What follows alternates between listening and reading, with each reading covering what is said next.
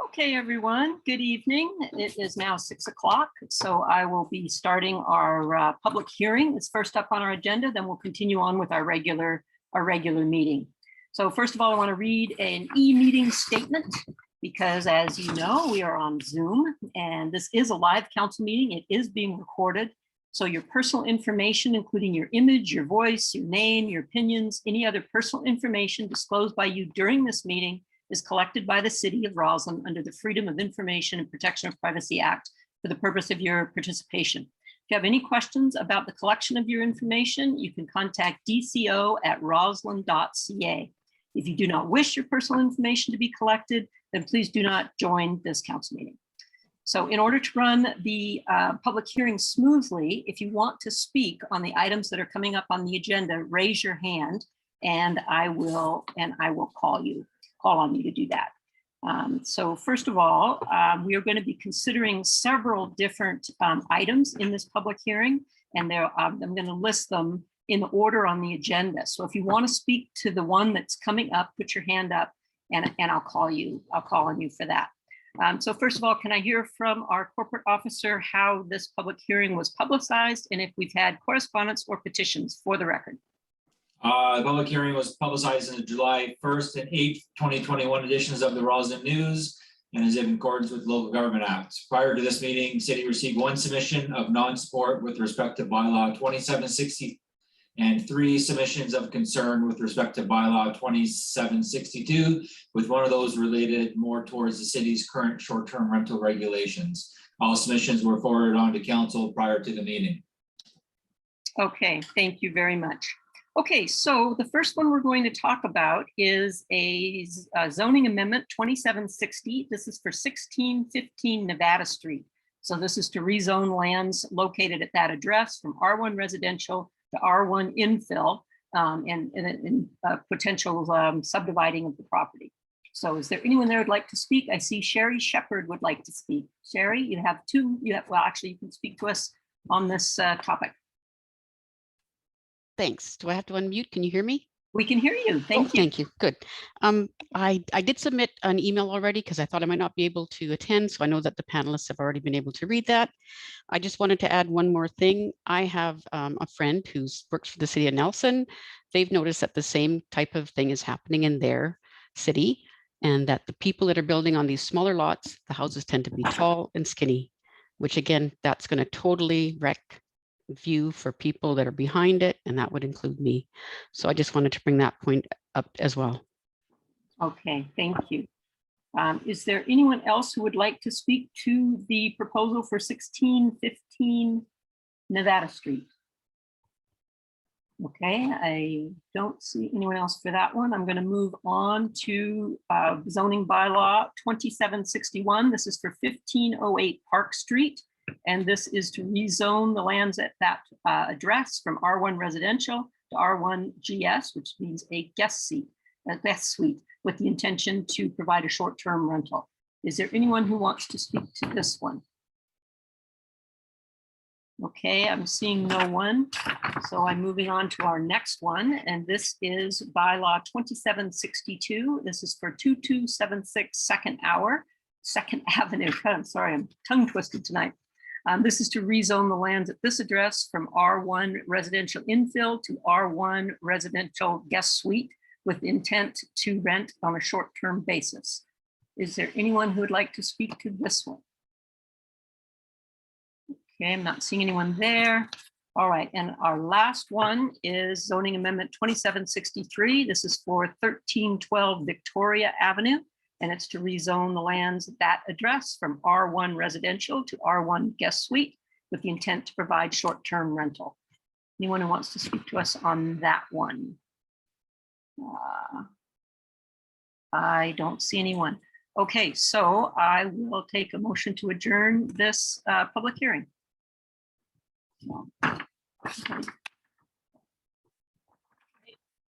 Now we are going into our regular council meeting, and I just read the e-statement, so I don't think I'll do it again because I think everybody was here. And so I would just like to have public input first. Is there anyone for public input? This is not a delegation. This is somebody who wants to speak to us about anything else. Okay, I don't see anyone for that. I would like to make a few suggestions of things that we're going to move forward. Well, actually, you know what? Let me just ask this. Is there anyone in the gallery that wants to hear the discussion of anything on the agenda? Because I was expecting some people to come who aren't here, so I'm interested in that. I'm assuming Sherry and Maria, you were here for the public hearing, but those items aren't on the agenda for tonight. Jamie, I don't know what you're here for, but okay, then I am not going to suggest changes to the agenda because I don't see anybody here that wants us to. So may I have a motion to approve the agenda? Janice and Stuart, all in favor of the agenda? Okay. All right. So first up, we have our delegation from Lower Columbia Initiatives Corporation. I think we've got Jakamin and Rebecca with us. I'm hoping we have both of them. Good evening, Mayor Moore and Council. My name is Dino Durazio. I'm Dino, yes. I'm just quietly here on the corner of the screen. Yes. So I'm the board chair for LCIC, and I'll just take a couple of moments very quickly just to talk about our organizational structure going forward. So with the departure of our executive director, we had a chance to really rethink the way we deliver our services to our stakeholders and community. And I'm really excited and happy to announce that Rebecca and Jakamin will be sharing a co-directorship of the LCIC. So just to give you some background on the way we came to that determination, is the LCIC has really turned into almost this two-channel type organization. So on one side, we'll have Rebecca running the LCIC functions, which of course will have to do with funding, working with stakeholders and interested investment. And then on the other side of the coin, we will have Jakamin, who's really become the topic expert of MiddleTech Alliance. So what's really good about this transition is we really have two topic experts that will be taking over the two individual portfolios. And what I'm really excited about is we're looking at almost what I would call a non-existent learning curve, because traditionally these two ladies have been running that office in that regard. And the other thing is they have a great work rapport. And there's been a lot of discussion as to information flow and the way that the different responsibilities would work. So I think as the ladies start talking about their two respective portfolios, I think you'll kind of grasp sort of the size of the projects that are currently in the office and the work that's being done for the community. Great, thank you. All right. Now they get to talk. Do you guys see our presentation? I'm not exactly sure how that works. Okay. Yes, we do. Okay, great. So if you could just, the slide for Jakamin van Tonder, and she'll introduce herself. There's a hand up there. You know what? Yes. Actually, I'm seeing your background. I'm seeing your background. I'm not actually seeing your presentation. Oh, okay. Okay. I thought it was maybe the we have cover to- page. Okay, we'll share it just a second. Is it not the one in our package, Kathy? I don't know. I'm assuming it's probably similar. I sent it to Rachel, so I know that it got there in some Wait, form. Okay, well, we did see what was submitted to us in our packet. I didn't, sometimes the presentation is a little different than what comes in the package, so. As you wish. No, not that, yes. Can you share your screen? Okay, we'll just share our screen. So, Just, oh, right there. Okay, all right, Here, you do let's it. just close that and share screen. And we want to share this one.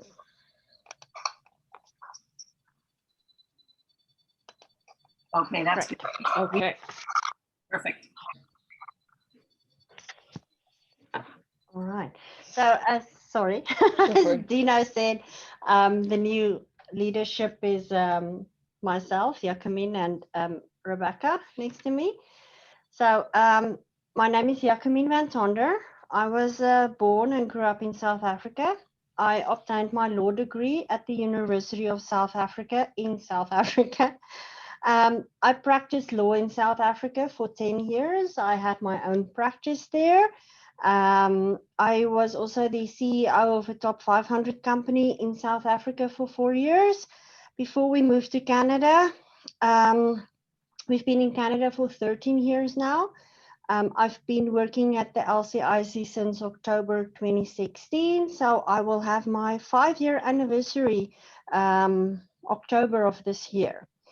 I have done a Western Economic Development course of the BC Economic Development Association, and I've also done a project management course at Okanagan College. Okay, and I'm Rebecca Richards. I was actually raised in Castlegar, so I spent my life there, which was pretty great. And then I moved away to school at the University of Calgary, where I studied economics and sociology, and I got a bachelor's in those subjects. And then I went to Queen's University in Kingston to pursue a master's degree in political science. And I specifically studied Canadian Indigenous relations. And then I moved back here, and I was really hoping to find a job here because I didn't want to leave again. And I was super happy to get a job with the LCIC. And I started in the executive assistant role for Terry Van Horn. And I have a bookkeeping certificate from Okanagan College, so I was very much in the administrative role, doing the bookkeeping for the organization and all of those critical admin functions. And then last year, I was moved into the economic development coordinator role, which was really exciting for me because I wanted to be involved in more in terms of the projects that we do. So that was great. And now I'm super happy to be taking on the director role for LCIC and getting to work on where we're headed as well as actually doing the work that's involved. So now Jakamin's going to tell you all about MiddleTech Alley, everything there is to know.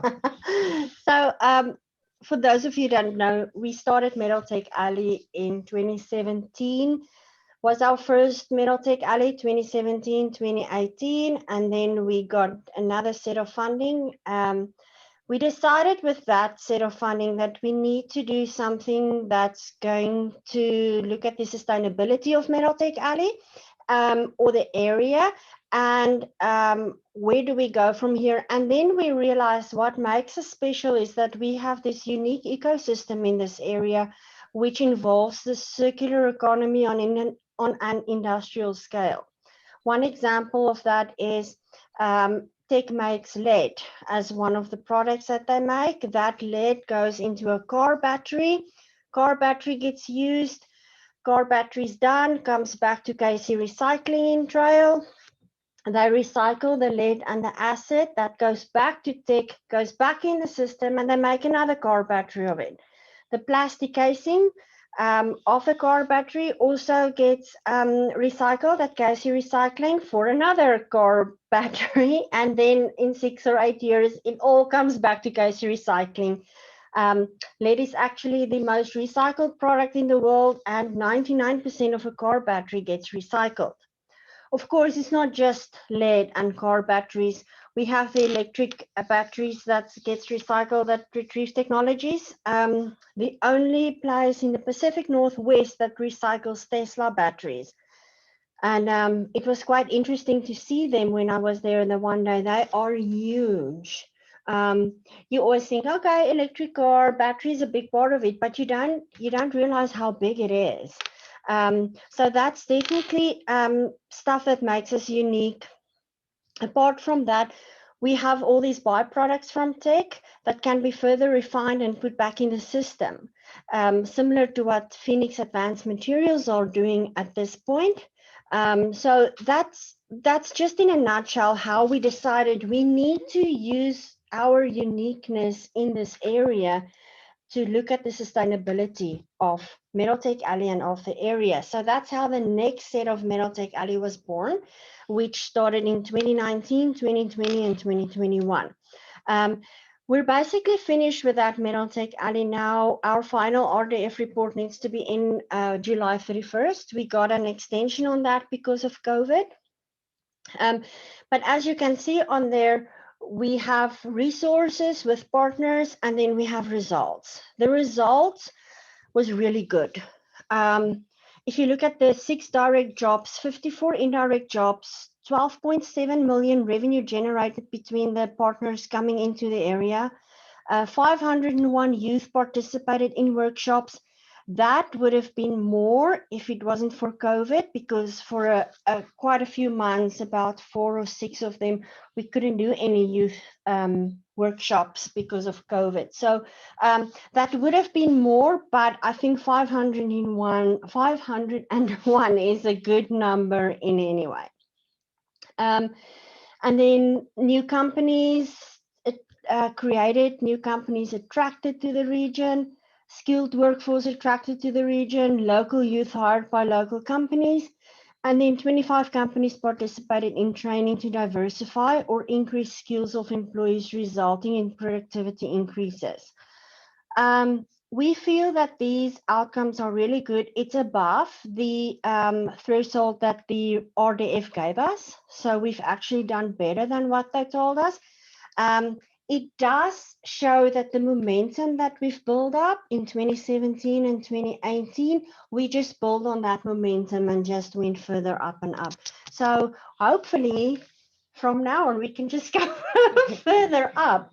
It's important to note that the 2017, 2018, our reach was basically provincial. We got lots of provincial recognition for MiddleTech Alley. 2019, 2020, and 2021, we moved from provincial to federal or a national level of recognition for MiddleTech Alley. Environment and Climate Change Canada mentioned us as a case study in one of the papers about circular economy leading to a low carbon emissions economy. There were only 13 case studies, and MiddleTech Alley was one of them. That was our first step into federal recognition. And as you will see when I talk later about what's next for MiddleTech Alley, is how we are stepping into the conquering the world with MiddleTech Alley. That's the next step. So I'm going to go to, so one of the big highlights of MiddleTech Alley now was our conference that we had. I just want to talk about that quickly, and then me talking quickly. And then I will go to the what's next for MiddleTech Alley, which is really very exciting.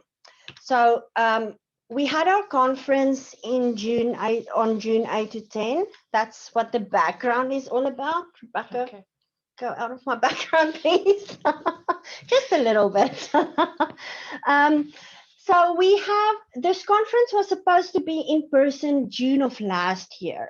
So we started with all the arrangement, and then COVID hit, and then we had to postpone. So we postponed it until September, and then we realized, that's not going to work. So we postponed it until June as a hybrid event, which means it would have been in person as well as virtual. Eventually, by the end of April, we had to make the very difficult decision to cancel the in-person part of it and make it virtual only. That came with a lot of problems by itself, because now we don't have tours anymore. We don't have people coming here anymore. So we had the virtual platform with the main conference, and then instead of the tours that we would have had on the Thursday, we had 2 side events, which I will talk about in a little bit.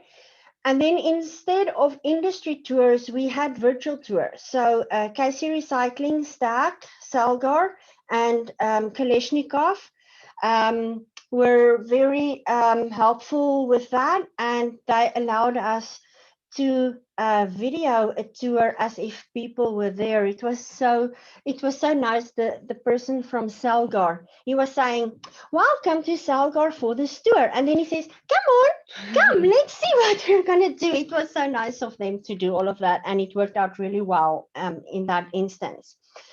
To come back to the main event, so the main conference was June 8 to 9.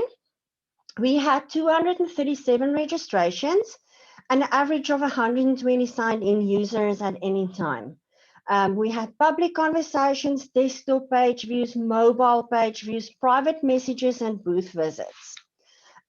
What we did with this, with the main conference, because we couldn't have people here to show what we can do here, we had 6 videos from Tourism Roslyn, and we had one from Red Mountain, and then we had one from Kootenay Savings, and we had one from Community Futures about fly fishing.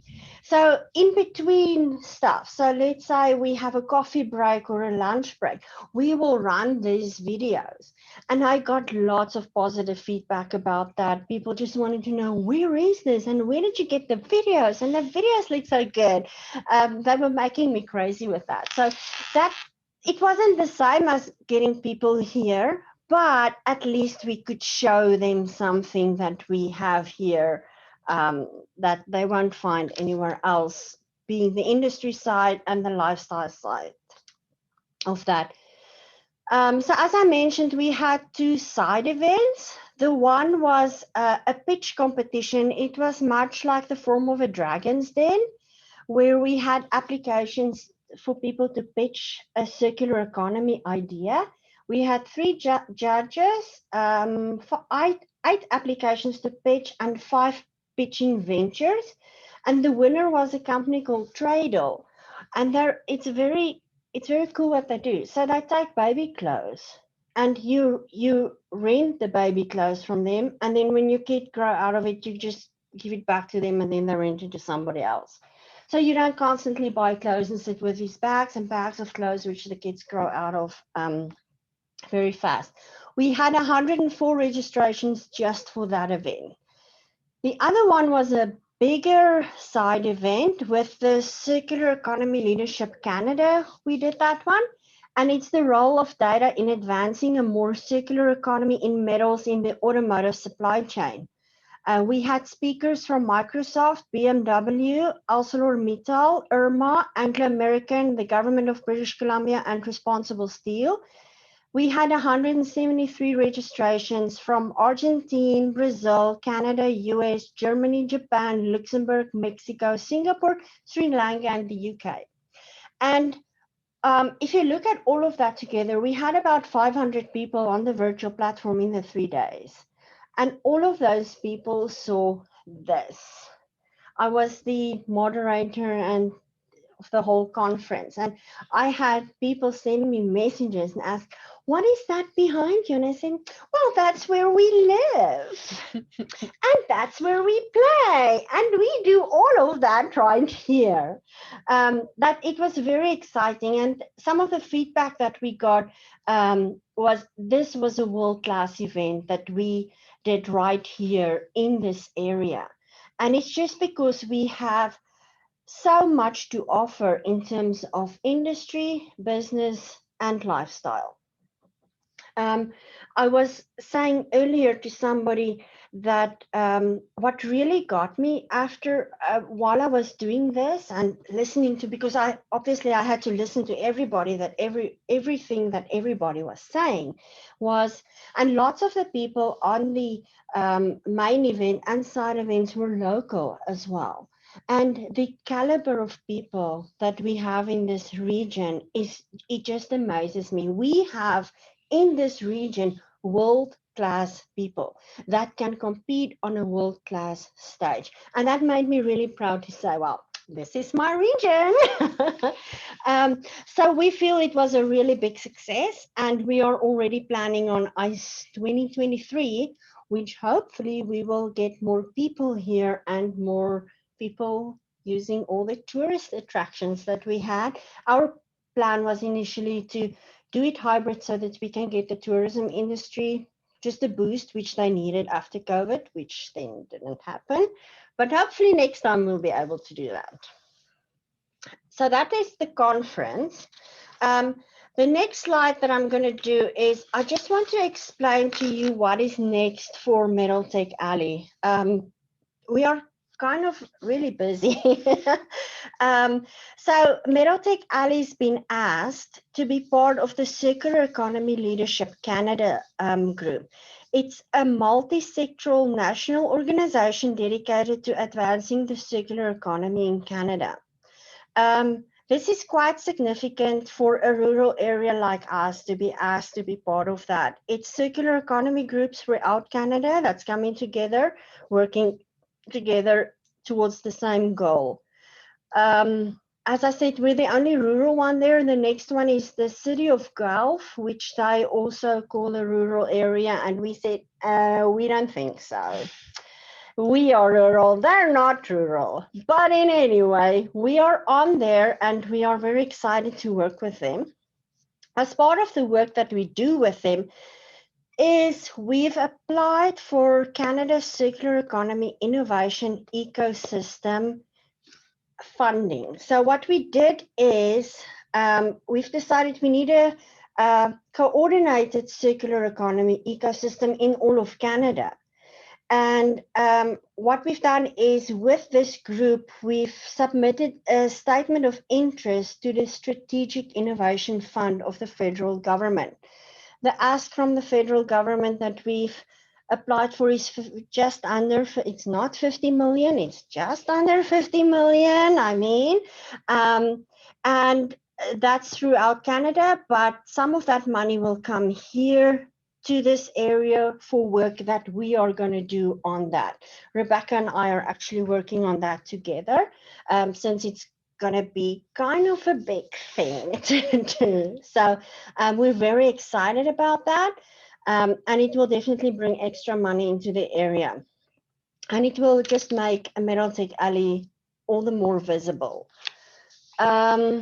We are also working with tech on byproducts business cases. We've done 4 so long, zinc oxide, germanium, copper, and cobalt. What that is we have a business case. So we take this product, which is a byproduct from tech that they don't use.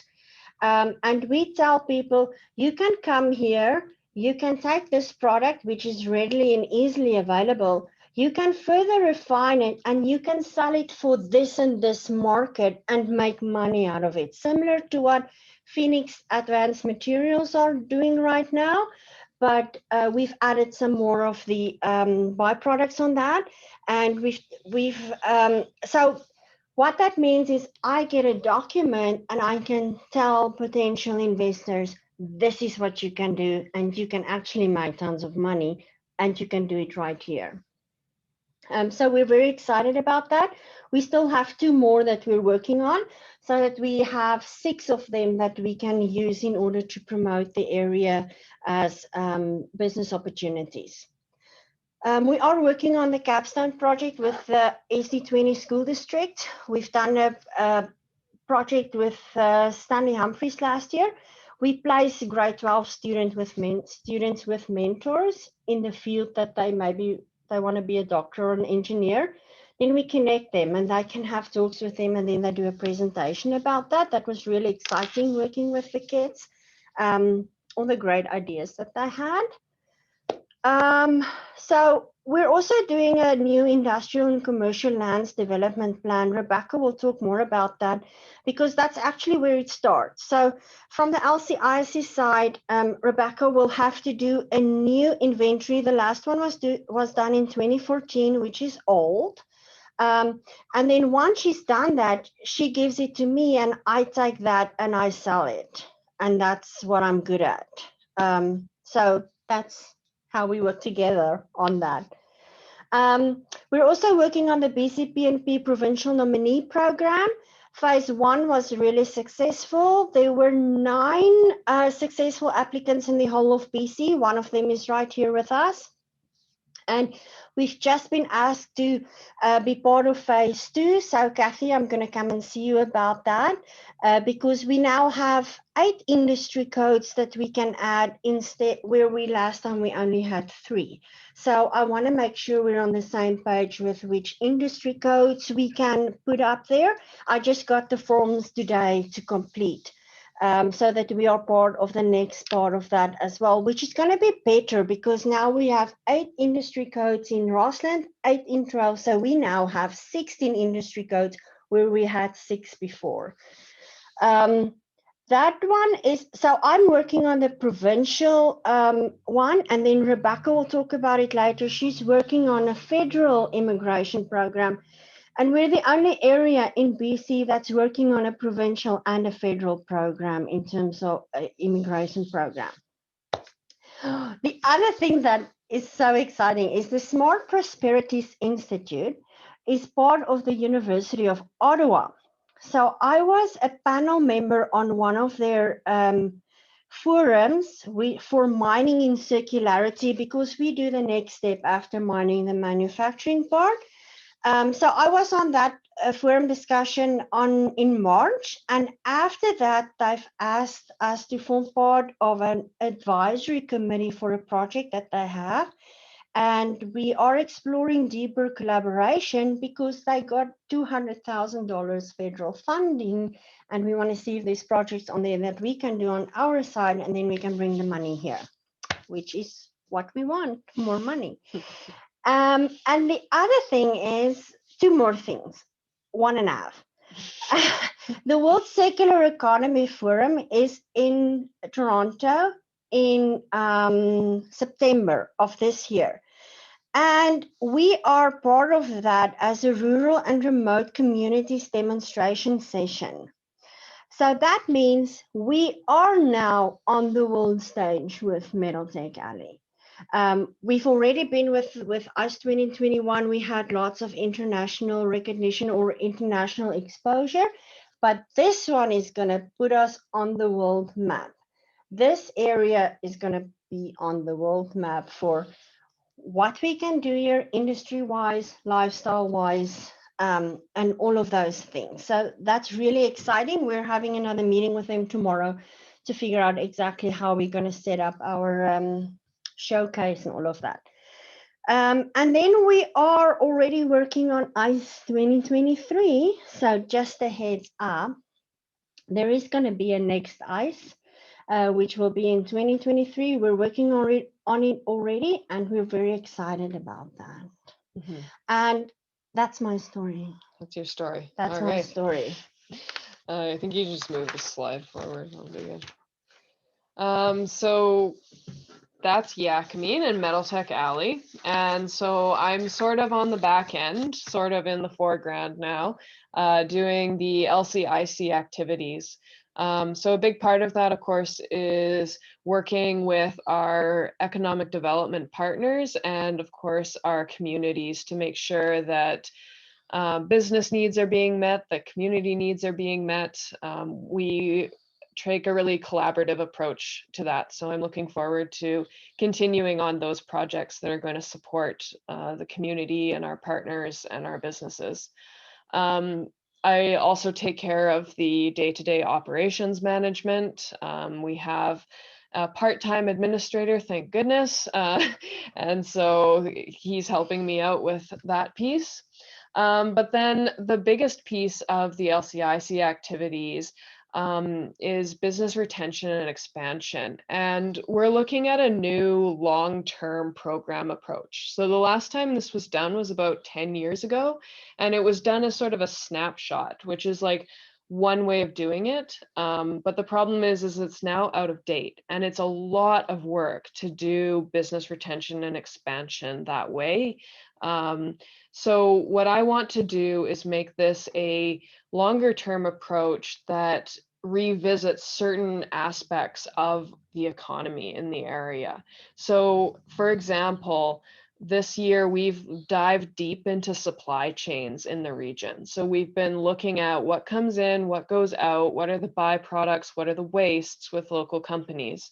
And the goal there is to identify opportunities as well as identifying supply chain barriers and problems that companies face. So this gives us two pieces of information. One is, what do we need to work on to make this region better for businesses and improve the environment for businesses, versus those opportunities, which then can be given to Jakamin to sort of sell on the world stage. So that's the analogy that I like to use for LCIC, business retention and expansion, and MiddleTech Alley is like, MiddleTech Alley is the big flashy show that's happening on the stage, and the audiences are all these investors, you know, everywhere, nationally and internationally. But without a decent stage, there's nothing for MiddleTech Alley to do the show on. So that's where the business retention and expansion comes in. We have to make sure that the business environment here and the regional economy is strong and has what it needs. Otherwise, investors are going to come here, look and see problems, and turn right around and go back out. So it's really key to work on these business retention and expansion things like supply chain, like the land inventory, like human capital, all of those really critical economic pieces. So that's the approach I'm going to take to business retention and expansion, with the idea that it can be cyclical and I can keep coming back to it and keep it up to date in the long term.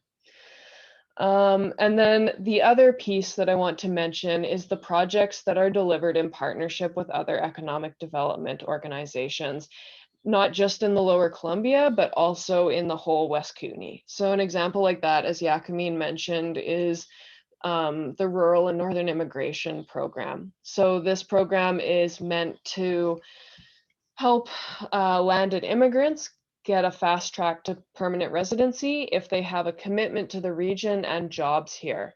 And it also helps the businesses who already have these employees, but risk losing them because of work visa problems, to get those employees permanent residency and then have long-term employees that they can rely on. So it's been a really successful program so far. It's just a pilot phase, but I think in the Lower Columbia, we've had a total of like 25 RNIP recommendations. So that means that for the whole Lower Columbia, we've recommended 25 immigrants for permanent residency. And the program is pretty efficient compared to the usual tracks. So we've already had some successful immigrants getting their applications through. So that's just one example of our collaborative work with other economic development organizations. But I really want to stress that in the Lower Columbia, we really depend on the other local economic development agencies. So we have Community Futures Greater Trail and also the Trail and District Chamber of Commerce. And it is paramount for us to be collaborative with these groups because we are 2.5 people. As you can probably tell, Jakamin is very busy. I also have a lot on my plate, and there's still work to be done. And so in order to get all of that work done, we need to work in partnership with the other organizations. So that will be another big focus for me going forward, is to make sure that we're all not duplicating work and supporting each other, because without them, I feel like the economy would suffer, and I want to make sure that they're supported in what they do. So that's it in a nutshell. Does anyone have any questions or comments for us? Great. Why don't you guys stop sharing your screen and we'll get everybody up and see if there's any questions. Great. Thank you for your presentation. That was very, very informative. It was good. And congratulations to both of you for having your new jobs. So council, does anyone have questions for the LCIC team? I had a question, Kathy. Andy and then Janice. Okay, thank you. There has been discussions off and on for many years about low-level transportation crossing into the US. And I know that when I sat at the LCIC, well, at the LCC DTS table, That discussion came up periodically. And recently we had a presentation by a group to council, or was it council or no, it was, sorry, it was regional district, I get them confused, that they were trying to kickstart that project and see what kind of investment potential there was. Just wondering if there's going to be some energies put into that low level crossing and some collaboration on the US side. Yeah, definitely. I think that's a really important point of advocacy. For instance, we just learned that there's some further expansions coming at KC Recycling, and Pete Stamper, the manager, is really keen to get that piece moving. So we see a lot of reasons, and that is like the number one thing that has come up in the supply chain study that I was just speaking about, is logistics and transportation is one of the biggest barriers for businesses to expand in this region. So that has to be addressed. And I think that now is a good time. When Tim was still executive director, we had a meeting with the CAOs, and there was interest expressed from them to pursue investigations about moving that forward. And there's certainly a lot of business interest in moving it forward. And we've had some initial conversations with politicians. So we spoke to Rolly Russell, who's the Parliamentary Secretary for Rural Development, as well as Katrine Conroy, about the potential, just kind of setting out feelers. It wasn't super positive, but that's the whole point of advocacy. So I'd say, yeah, there's quite a bit of energy that will be going into that, because it is so important if this region is going to move forward. And if I could add to that on the advocacy piece, Michael Lee was here last weekend. He'll be making a leadership run for the Liberal Party of BC. And we actually drove him out to the bridge site and discussed it specifically. So I can definitely say there's a real appetite to pursue this and bring it up every chance we get. And it always begins with advocacy. And it's, for myself, I've only lived here 2.5 years. And one of the first things I heard about was the bridge situation. And there's an appetite right now. And I think that's really positive where it takes us, but it won't be for lack of exposing the issue to decision makers. Thank you. Janice.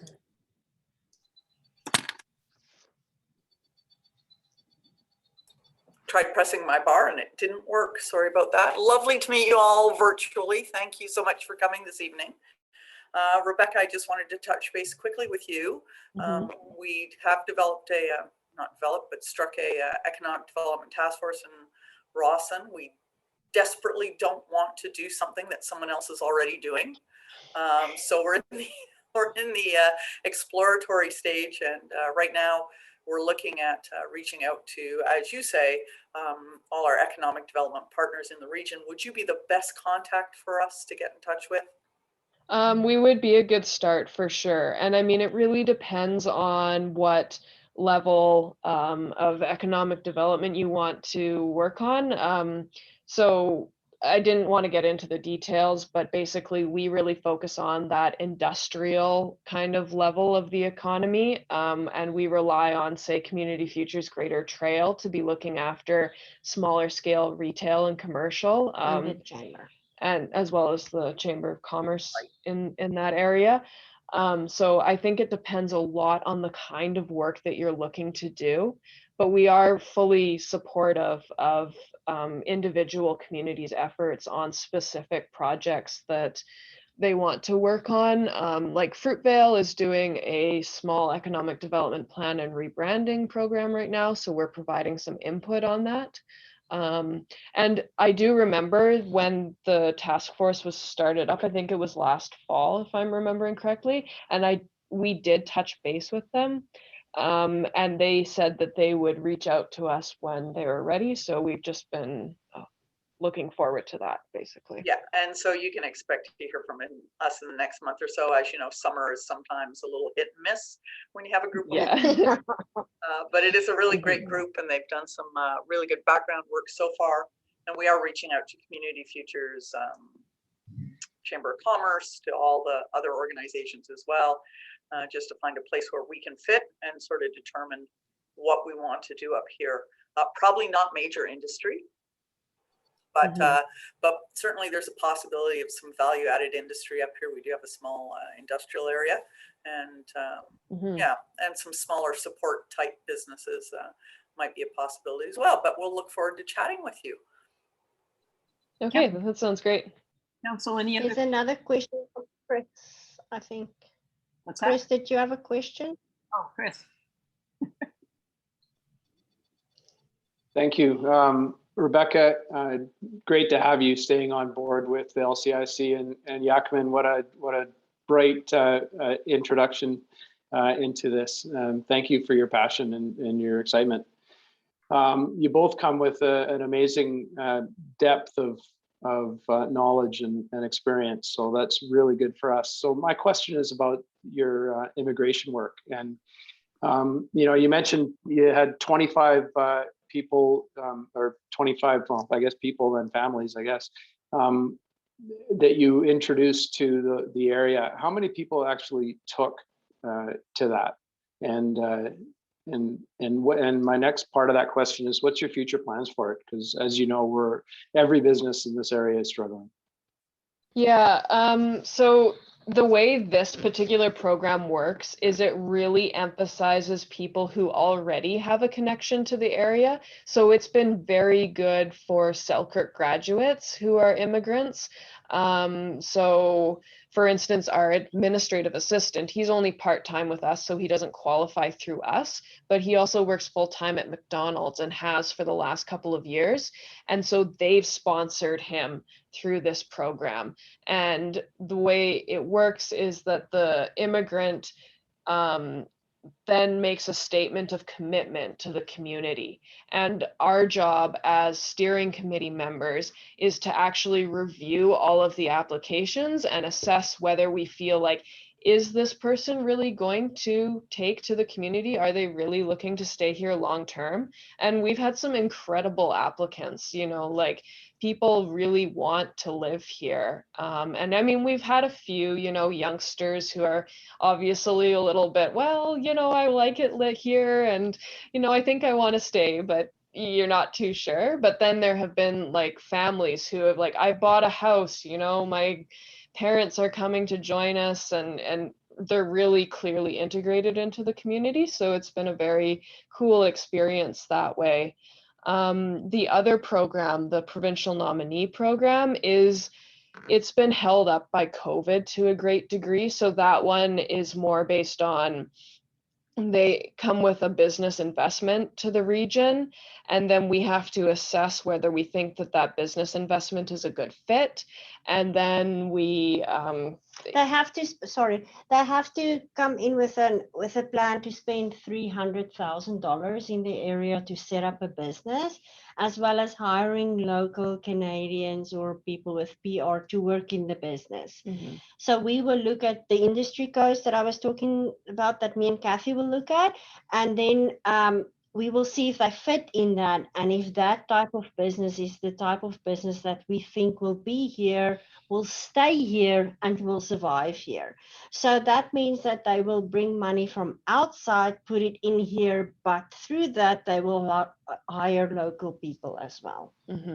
So that one is quite a bit more of a lengthy and sort of iffy process, because we do the sort of initial vetting. We talk to them about their business and everything, but then they actually have to come here for a site visit. And then after that, and we issue the letter of recommendation, the province has to do their whole vetting cycle with their finances and everything. So we've had one successful applicant so far. That's Chris Legler. He lives in Rossland, and he set up his business in Trail because that's where the category he fit with. And it's been a great process for him. Except that the last part where COVID hit, he had to do some of his immigration work, and we call it a flagpole, when you have to activate your PR and you have to go across the border and come back immediately. So stuff like that was kind of challenging. And it's really held up the whole program, because we won't we won't process anyone who hasn't come for a site visit. It's very important to us that they actually come here and see where they're going to be living, and we see their reaction to it, because that's the way you can tell with somebody who's from overseas that you've never met. And so with COVID, nobody's been coming because they just can't. So Well, we look forward to the program getting underway more robustly in the future. So that's great. Okay, move on our agenda unless anyone from council has any other questions. Anybody? I don't see any hands. Okay, thank you so much. This was very informative, and I look forward to getting together with you gals next week. And Dino, thank you for coming too. all right. Thanks for having us. All right, take care. Have a good Yeah, evening. thanks for your Thank time. you. Bye. Bye. Bye. Okay, council, next up, we have some minutes, committee of the whole minutes for adoption. Can I have a mover? These are from April 19th. They slipped through the cracks. Janice moves it, and a seconder. Terry seconds. Okay, any comments on these? All in favor? Okay, next we have the meeting minutes from June 21st. We need a motion for adoption. Somebody? Andy and Stuart, any comments, questions on these? No, all in favor? Okay. All right, now we have a zoning amendment, OCP and zoning amendment. And we've actually got this in two motions. So first is that the official community plan amendment bylaw 2767 be read for a first and second time. This is changing the zoning of the old city hall from public institutional to commercial, C1. So can I have a mover for that? Janice and Andy, any discussion on this? All in favor? Okay, and then our second motion will be that the zoning, let's see, what did I just do? I did OCP, now we'll do the zoning. Zoning part, wait, am I screwing this up? Okay, no, sorry. Zoning amendment 2766 be read for first and second time also. Can I have a mover? Janice and Dirk, any comments on this? All in favor? Okay, and then also that the we'll have a public hearing for both the OCP and the zoning amendment scheduled for August 9th, 2021. I'll take a mover on that too. So Andy and Terry, any questions there? All in favor? Okay, good, thank you. Okay, next we have a policy review. This is the freedom of the city policy that's come back to us, and staff would like further direction if we want to make some changes to that. So does anyone have a motion on this? We can either leave it as it is, or we can change it, or we can get rid of it like Stuart wanted to do. Janice? I was just going to make a motion to leave it as it is. Okay, do we have a seconder to leave it as it is? Okay, a seconder. Okay, any discussion on that?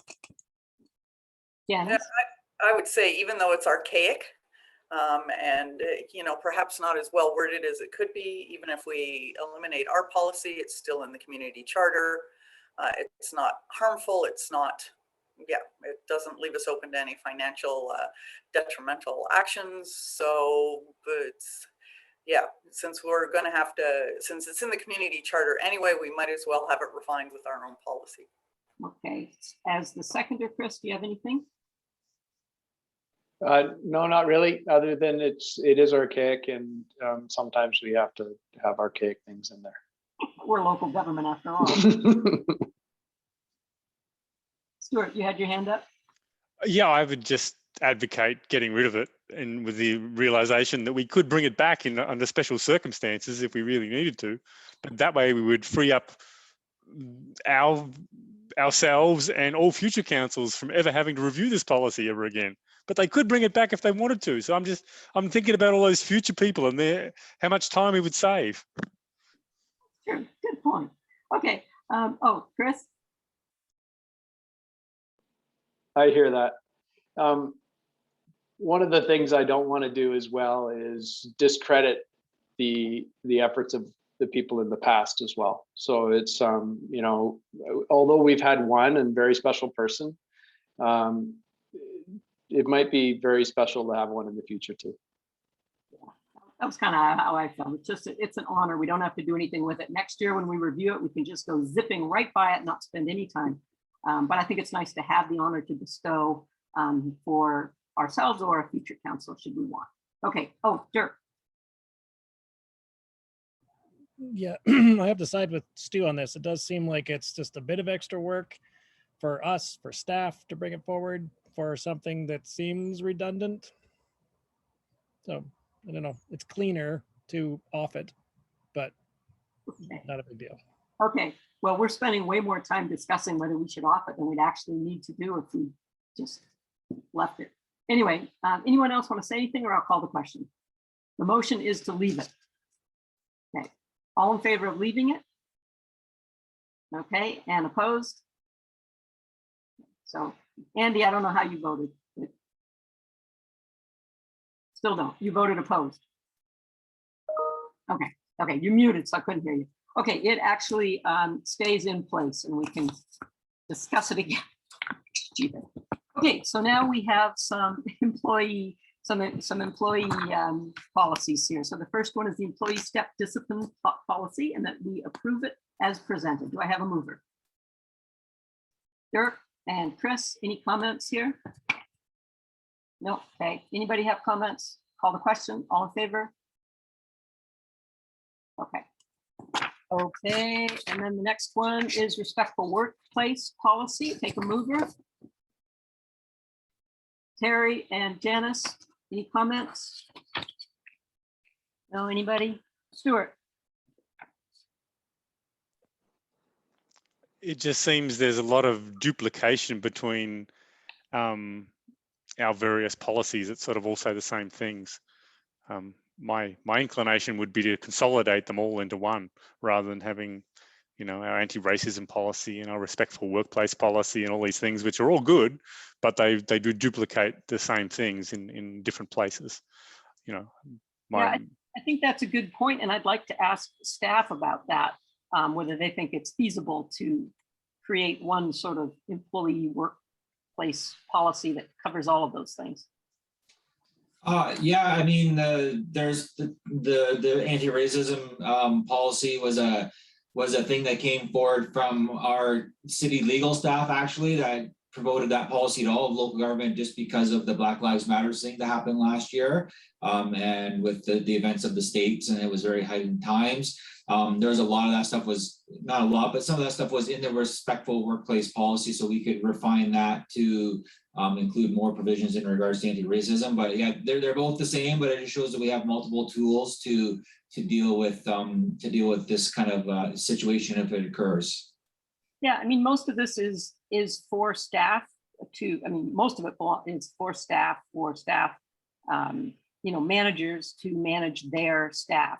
So to me, if staff felt that it was more useful for them to have one policy, they could make that recommendation to us to say, hey, we'd like to consolidate this and it'll make our life easier. But if they're happy with the way it is, doesn't bother me. Stuart.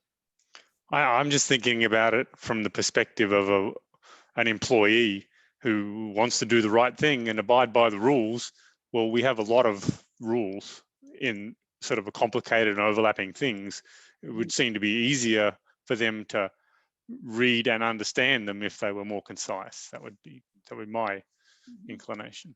Well, maybe we could leave these things in place now, and staff is hearing this discussion, and if they want to come back and consolidate, maybe when they come back around next year, if they think yeah, I don't think it's a rush. I just, you know, I'd like to, things that are clear and simple would be easier to abide by.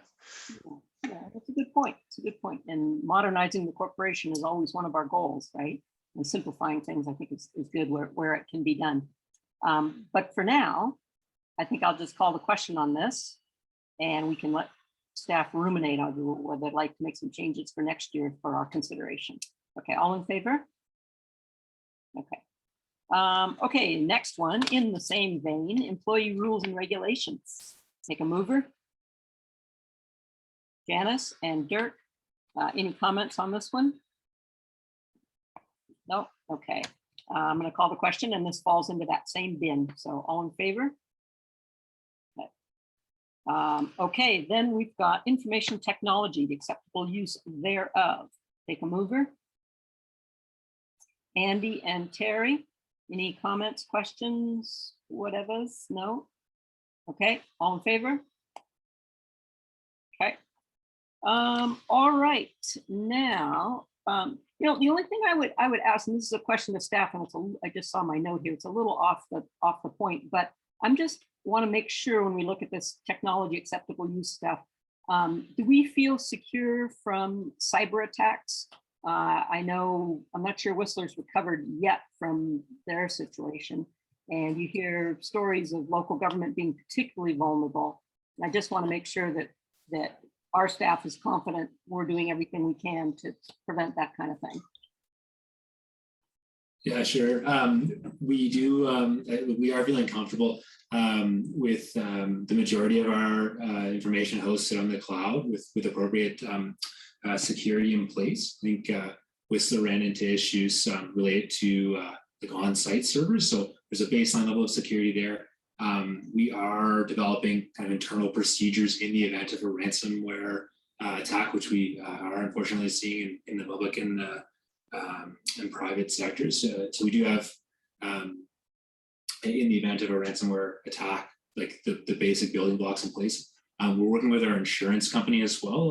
That kind of the policy related to that is coming up due at the end of August. So there's some good guidance there as to how we can hopefully lower our insurance costs by virtue of shoring up our ship.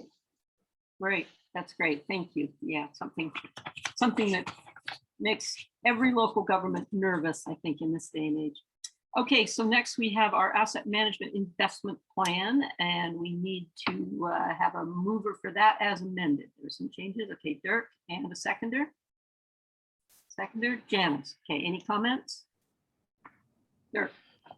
Just really keen to see the natural asset management part of this sort of folded in a more official manner. I like it. Yeah, that's good. It's good improvement. Let's see, Janice, you were the seconder there. I disagree with Dirk. Okay, good. Anybody else have any comments on that one? Okay, I will call the question. Oh, wait, no, I won't. I did have a comment. One of the things on page 7, the policy number 1 says ensure developers pay their fair share for growth-related infrastructure. And it talks about DCCs, which we don't have. So I'm curious how we would follow this policy. And then the other question is, does council want to consider reinstating DCCs? So something to think about. Brian, you have a comment for us? Yeah, just from the same comment that we had last year, and we to go through reiteration again, is that those are that's in the policy to sit down and say those are possible things that we'd be looking at to help as a strategy. Right now, there is no development on the books that has this kind of activity that would be in play, but if something comes through that and it makes sense for us to look at funding that new infrastructure through DCC, there's a whole process that we have to do to inventory that, talk about that, cost it out, figure out how it's going to go, set up the service establishment bylaw for that, and go through and create a parcel tax, and then bill those people for that service. So again, the policy is showing that this is an activity that is possible to collect revenues to help pay for infrastructure. We obviously aren't using those right now because we have DCCs that we are trying to actively try to spend on infrastructure, but that's the issue with the DCC. So again, it's in the policy for something that we can always consider, and we look at that when we get new developments and stuff on our books. Okay, thanks. Okay, so I'm going to call the question on this. Always happy to see this policy because it's a terrific one. All in favor? Okay, good. All right, now we've got some staff reports here. The new Arts Center Society wants to use our parks for fundraising things. Do we have a mover for this? Somebody, Dirk, and a seconder, Chris. Any comments? No, good idea, Chris. Anything? As long as they leave the park as clean as they found it, we'll be in good shape. Anything else? All in favor? Okay. Next up, we have a farmers market request for Esling Park, and that's that we approve staff to work with the vendors to allow them to set up each Wednesday afternoon and evening throughout summer and fall. Mover, Dirk, and Andy. Comments? Andy? Anybody? We're all good. We have happy to have a farmer's market back. All in favor? Okay. All right, now we've got Trans Rockies. That's nice that they want to come back too. Can I have a mover for them to give? The staff recommendation is that we allow them to hold the event with all their requests, with the exception that we would charge them for the field for our bylaw. Mover? Janice and Chris, any comments? All good, everybody? Okay, all in favor? Yeah, good. Okay, now, let's see. Oh, we've got our annual report. So now we get to approve our annual report. I am sad that as far as I know, we got no comments or compliments on this terrific report from the public. They don't know what they're missing. It's such a great report. So I think it's the best one we've ever seen. So anyway, a mover for this, that we are approving it. Terry and Janice, any comments? Okay. Brilliant report. Yeah, really well done. All in favor? Okay. Okay, now we have the tender review and award of the all-wheel drive electric vehicle. Now, staff's suggested motion is that we approve the submitted tender and delayed delivery for the Ford muscle machine in the amount listed there. And further, that we approve leasing an appropriate vehicle. So we can either make this motion or for 6 months. Make this motion, or we can make a different motion. What would anyone like to do? Stuart?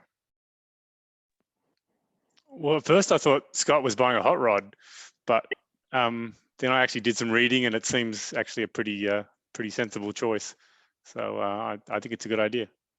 Okay, so you're making the motion as Sure. Okay. Do we have a seconder? Janice will second it. Okay, so Stuart, do you want to say anything else about it? I think we want to make a step into introducing some electric vehicles into our fleet, and this seems something we can use, and it seems a good, sensible choice. So I don't see any reason not to support it. Okay, Janice? Yeah, if Scott doesn't mind, I'd like to know if he is sure that we need all-wheel drive, and we couldn't, this is for our bylaw officer. So we're assuming he'll be mostly on regulated roads. And so I'm wondering if we absolutely need an all-wheel drive. We were provided with some comparative costs by a local citizen who's very involved in electric vehicles, and it seems like this is a fairly pricey option. There might be some less expensive options if we don't need all the features that are on this particular vehicle. Great, permission to speak. Can you hear me okay? Yeah.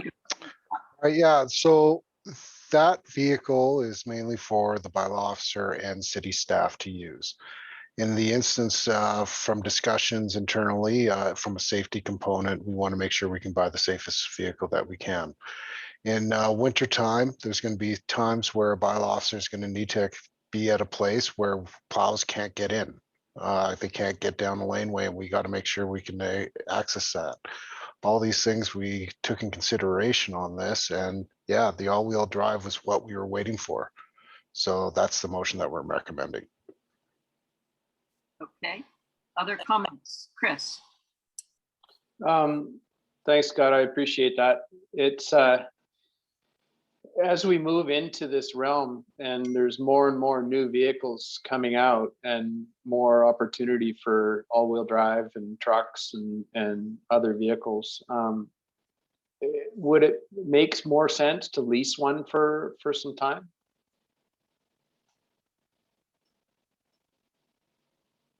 Is that a question for me, Chris? Yeah, thank you, Scott. Sorry. Yeah, sorry.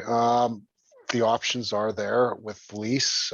From my experience with lease, it's not really a good idea. Usually that's the vehicle that gets dung up.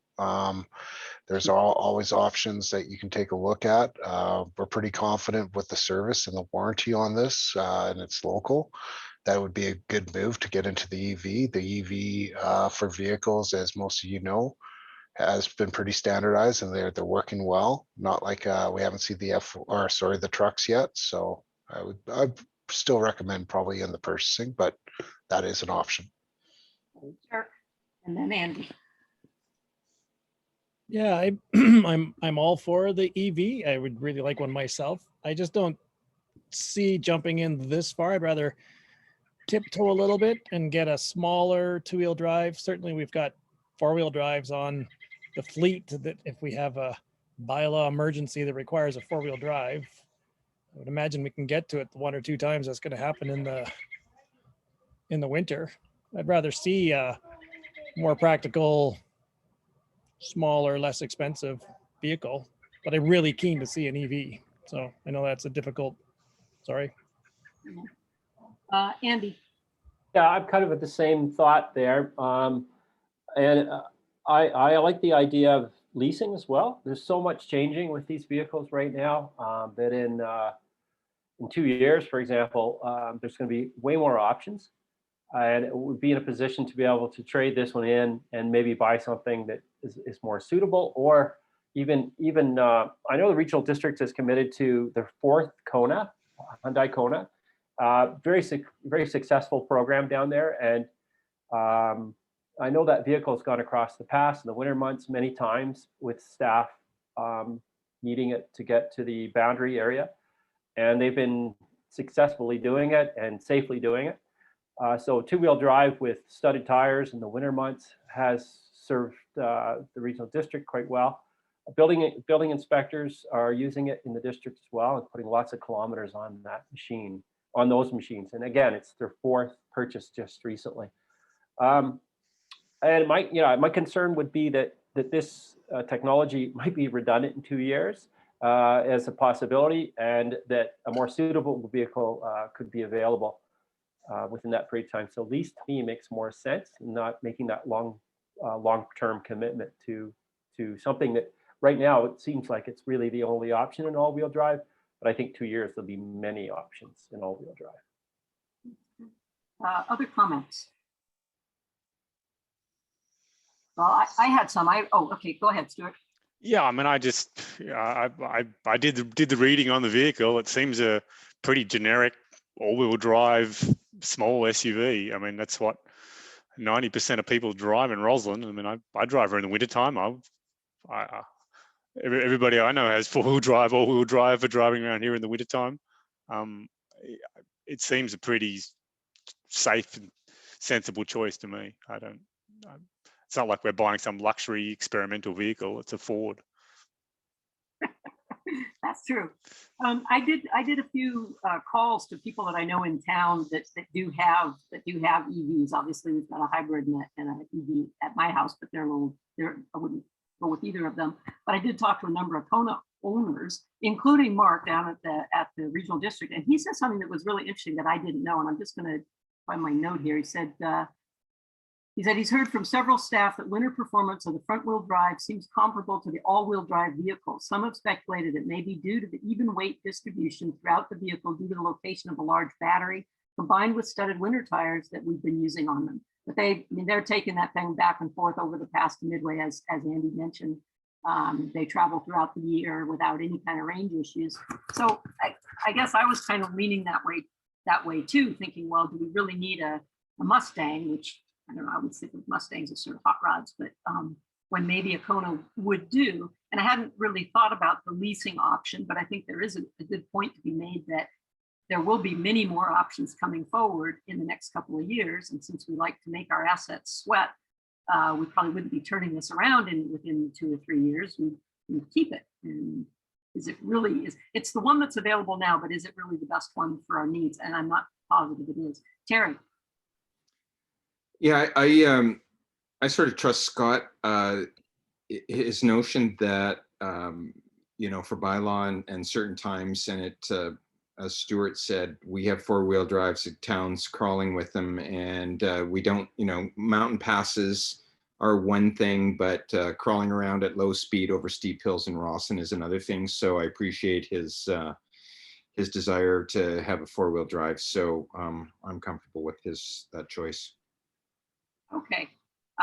Okay, so Scott's not in favor of leasing, and I don't know how anyone else feels. The motion on the table is to purchase this thing and rent something else in the next 6 months. And the other thing and I don't know if this is possible, but since we have to rent something for 6 months, that's because the bylaw officer is starting and the car isn't available. Is that right, Scott? Yes, that's correct. If we were going to go with the option 1 from Ford, they have one that's available. That's the one with all the bells and whistles. But the one that we recommended will be possibly 3 months away. So we would have to try and find a lease vehicle, and I'm not sure if there's any EV lease vehicles available but we would have to take a look at that. Okay, so any other comments on this? Janice. Just a couple of comments. I have a front wheel drive car. I don't have an all wheel drive car, and I make it to every powder day, whether the plow's been there or not. And you know, studded tires, and yeah, Mark's right. It is about weight distribution in cars. Even rear wheel drive cars with good weight distribution are okay in the snow. And also, but then about the lease thing, I mean, we can, you know, if we go to any leasing company, a lot of the credit unions have them, they'll set the lease up. There doesn't have to be a Mustang or a Kona or anything else that we're thinking about sitting there waiting to be leased. You can lease anything, really, if you're working with the right people. So.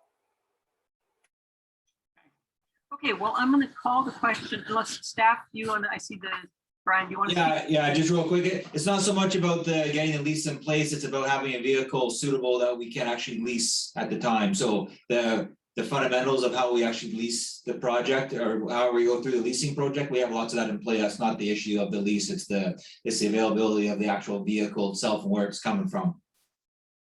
Right. Okay. All right, I'm going to call the question on the motion on the table, which is to buy the Mustang and to lease something. All in favor? Okay, and opposed?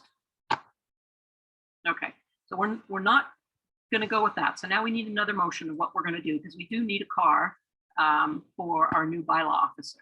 So we can direct staff back to figure something else out with a little direction, or we can make some kind of a motion. Does anybody have anything they want to put forward? Dirk. Can we just ask staff to really consider the feasibility of a Kona EV, something like that? I know there's a lot around town, and I've talked to owners as well that use them all through the winter. Same deal, can get the powder days. And I think that the 2 or 3 times we need to get down an unplowed road to stop a barking dog or something probably doesn't warrant a Mustang. Maybe we could lease a Kona and see how it goes. And then if it isn't good, we'll go back and buy the Mustang later. Scott, would you like to comment on that?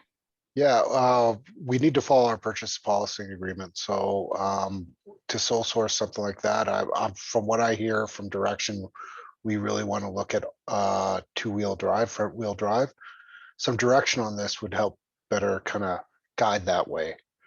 So just looking towards you guys to see where we want to go with this. Okay, so I think we're opening, I think the discussion is we're opening it up to, 2-wheel drive. So the only thing we got was that one 4-wheel drive. And there's, correct. We open it up to 2-wheel drive and see what else comes forward. Maybe that's it. Janice, did you have a comment? Well, I was just going to say, I think the pressing need right now is to make a motion that allows staff to get a vehicle for our bylaw officer when they are ready to start, which will be in the next couple of weeks-ish. So I think we need to make sure that they have what they need to do that. And then moving forward, whatever direction council wants to bring forward for them on thinking on a longer term lease or Okay, well, it would probably be good to get some of that thinking out on the table now, so staff can go back and start to yeah, July 19th bylaw officer is starting. So, I mean, we can always pay the bylaw officer to use his own car. We've paid employees in the past to use their own vehicle with put a sticker on the side. I think Andy had a hand up, and then Chris, but I'm gonna let Brian go first. Sure. Yeah, just from a staff perspective, from a QP perspective, we don't let anybody basically in QP drive around their vehicle. The only one that has that right now is Scott, and the reason that he does that is because we have no vehicles for him to drive around on. So that's why he gets a vehicle allowance, and that's only happened in the last little bit because of additional staff in regards to the summer workforce that we have for general laborers and summer students, et cetera, et cetera. I think if you guys, we would definitely have to go back and look at reviewing the purchasing policy, or not, well, we review the purchasing policy, then we create an RFP to do the same as we did to open up to two-wheel drive. I think in the meantime, if we were to look at continuing on with that one resolution that says that we go and give us approval to lease a vehicle in the short term for the next little while, we could probably look at doing that without having to go to RFP, because it's just an operational requirement. And then we can come back at a future date to talk about what it is from a fleet replacement perspective is that we're looking at. Members of car share, why don't we use the car share vehicle? Let's see, I lost track of who was going to speak next. I think it was Andy, Chris, and then Stuart, and then Dirk. I'd make a motion just to request staff to go forward and arrange a lease vehicle in the short term for however long it takes to get into a position of decision. Motion that we direct staff to lease a vehicle for the bylaw officer, and we have a seconder for that. Terry seconds. Okay. Any further discussion on that? I think it's sensible. Stuart, discussion? Yeah, I'm just not sure what we're doing here. What are we trying to achieve?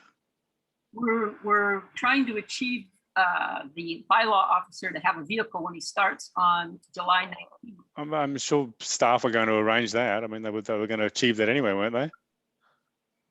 Sorry? They were going to get they weren't. We're not going to have an unvehicled bylaw officer. That was going to be addressed. This was more of the long-term plan for it, is what we were dealing with, isn't it? We're handling these two things. The motion that was on the table, which was that we lease a car and that we buy the Mustang, failed. So now we have to put a motion on that says we're going to lease a car. So that's the motion Andy made. And then we'll have a little discussion about what further direction we want to give to staff about getting the long-term solution.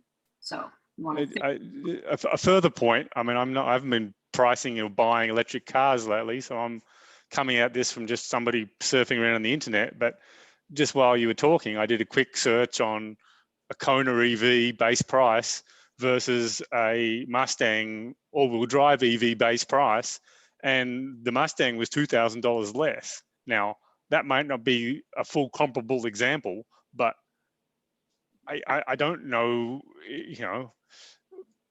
I don't know if we're achieving anything with this exercise. Staff have recommended something which meets their requirements, and we seem to be making an assumption that they're somehow spending more money than is necessary when we don't even know if that's the case. I'm just not clear what is going on here. There seems to be this implicit sort of interpretation that we're buying more vehicle than we need, where I'm not even clear if that's even the reality. We give ourselves some other options, I think, is probably one thing. We had one response to the RFP, and there are other options out there. We just have to expand what we're asking for. Okay, I want to go back to my list here because we have a motion on the table from Andy directing staff to lease a vehicle. So let's just get that out of the way. We had a seconder. Who seconded that? Is that Terry? I think Terry did. Okay, so wait. I see heads shaking. I've got this. It was Terry. It was Terry. Okay. So I'm going to call the question on directing staff to lease a vehicle. I'm going to get that off the table. Then we'll continue. No, Dirk says something else. What? Can I just make a comment? Because I mean, it might be. Well, never mind. It's August. Never mind. Comment. Well, we're having discussion about leasing a vehicle or not. Is that what your point is too? Well, I just think if we ask staff to go back and get a cheaper electric vehicle, I did talk to somebody that got a Kona EV for 38 just recently. So I mean, they're there and they're cheaper, and it's a little more practical. And if staff just goes and gets an EV that costs less, then okay, vote on the motion about leasing first, and then we'll have that discussion about what we're going to suggest they do for the long term. Okay. Okay. So I'm going to call the question, directing staff to lease a vehicle for the bylaw officer. All in favor? Okay. And opposed?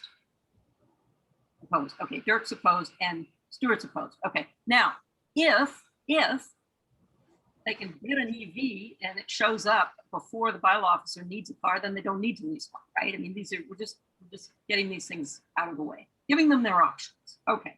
So now we had some people who wanted to speak. Andy spoke, then I think it was Chris, then it was Dirk. You guys still want to say something, or now we're going to talk about what we want to do, what direction we want to give staff long term? Chris. So my assumption is Scott's done a great job in looking for a vehicle, and the only one that is local that is all-wheel drive, and I believe it should be all-wheel drive because we live in that area. Whether it's, you get stuck or not, I don't know. If we go for a vehicle that is bottom of the barrel, cheap, we're going to end up with a cheap vehicle, and we won't have any way to repair it. We live in a local community where Kona is one thing, but as Stuart said, it's the same price for the most part. I think that if we pull out a Nissan Leaf, I don't know if there's a Nissan dealer here. I think we can specify that we want some kind of local service for it, which would be in the Nelson Castlegar Trail, which would be Toyotas and Hyundais and Mustangs, yep. whatever. So the only option right now is Ford for all-wheel drive. How long, question Scott, how long is your plan to keep this? The electrical vehicle, I'm sorry, Chris. Well, the first one we're going to buy. Forever? Oh, that's a great question. Till the warranty's done? Like what is? Yeah, that's the whole thing with vehicles on a normal vehicle is lifespan and this is something new to kind of our era of with EV vehicles and the maintenance behind it. That's why you always want to go with part of is getting that warranty, getting that work, getting the specialists in there, because we're just starting to train our mechanics on that kind of stuff right now. So a standard going through a vehicle purchasing policy, which is around from 10 to 15 years. But with a EV, who knows? How long does the batteries last? Like these things, they're getting better every year. But again, just looking forward, I would say if the vehicle is in good condition and we always maintain our vehicles to the top SIGs, it could last as long as it's taken care of. So go with the best warranty. Okay, let's see. Who's next? Dirk, say? Yeah, I mean, if it comes down to it, and the Mustang Mach-E really is the same price as a smaller two-wheel drive EV, then it's a go with that. But I just don't see the necessity of the extra price for an all-wheel drive for the 5 days a year when they need to access a bylaw issue down an unplowed road. Just hop on with the plow driver or something. I just doesn't make as much sense to me. What we're trying to get here is a motion that we can give staff on some direction about what we want staff to do. I mean, we've had people who've supported the all-wheel drive and people who are supporting the EV, the smaller EV like the Kona, as the regional district has now added their fourth one to the fleet. So let's just think about that. What motion would you like? What direction would you like to give staff? Because right now the only direction we have is that they're going to lease a car. So Brian, you want to speak?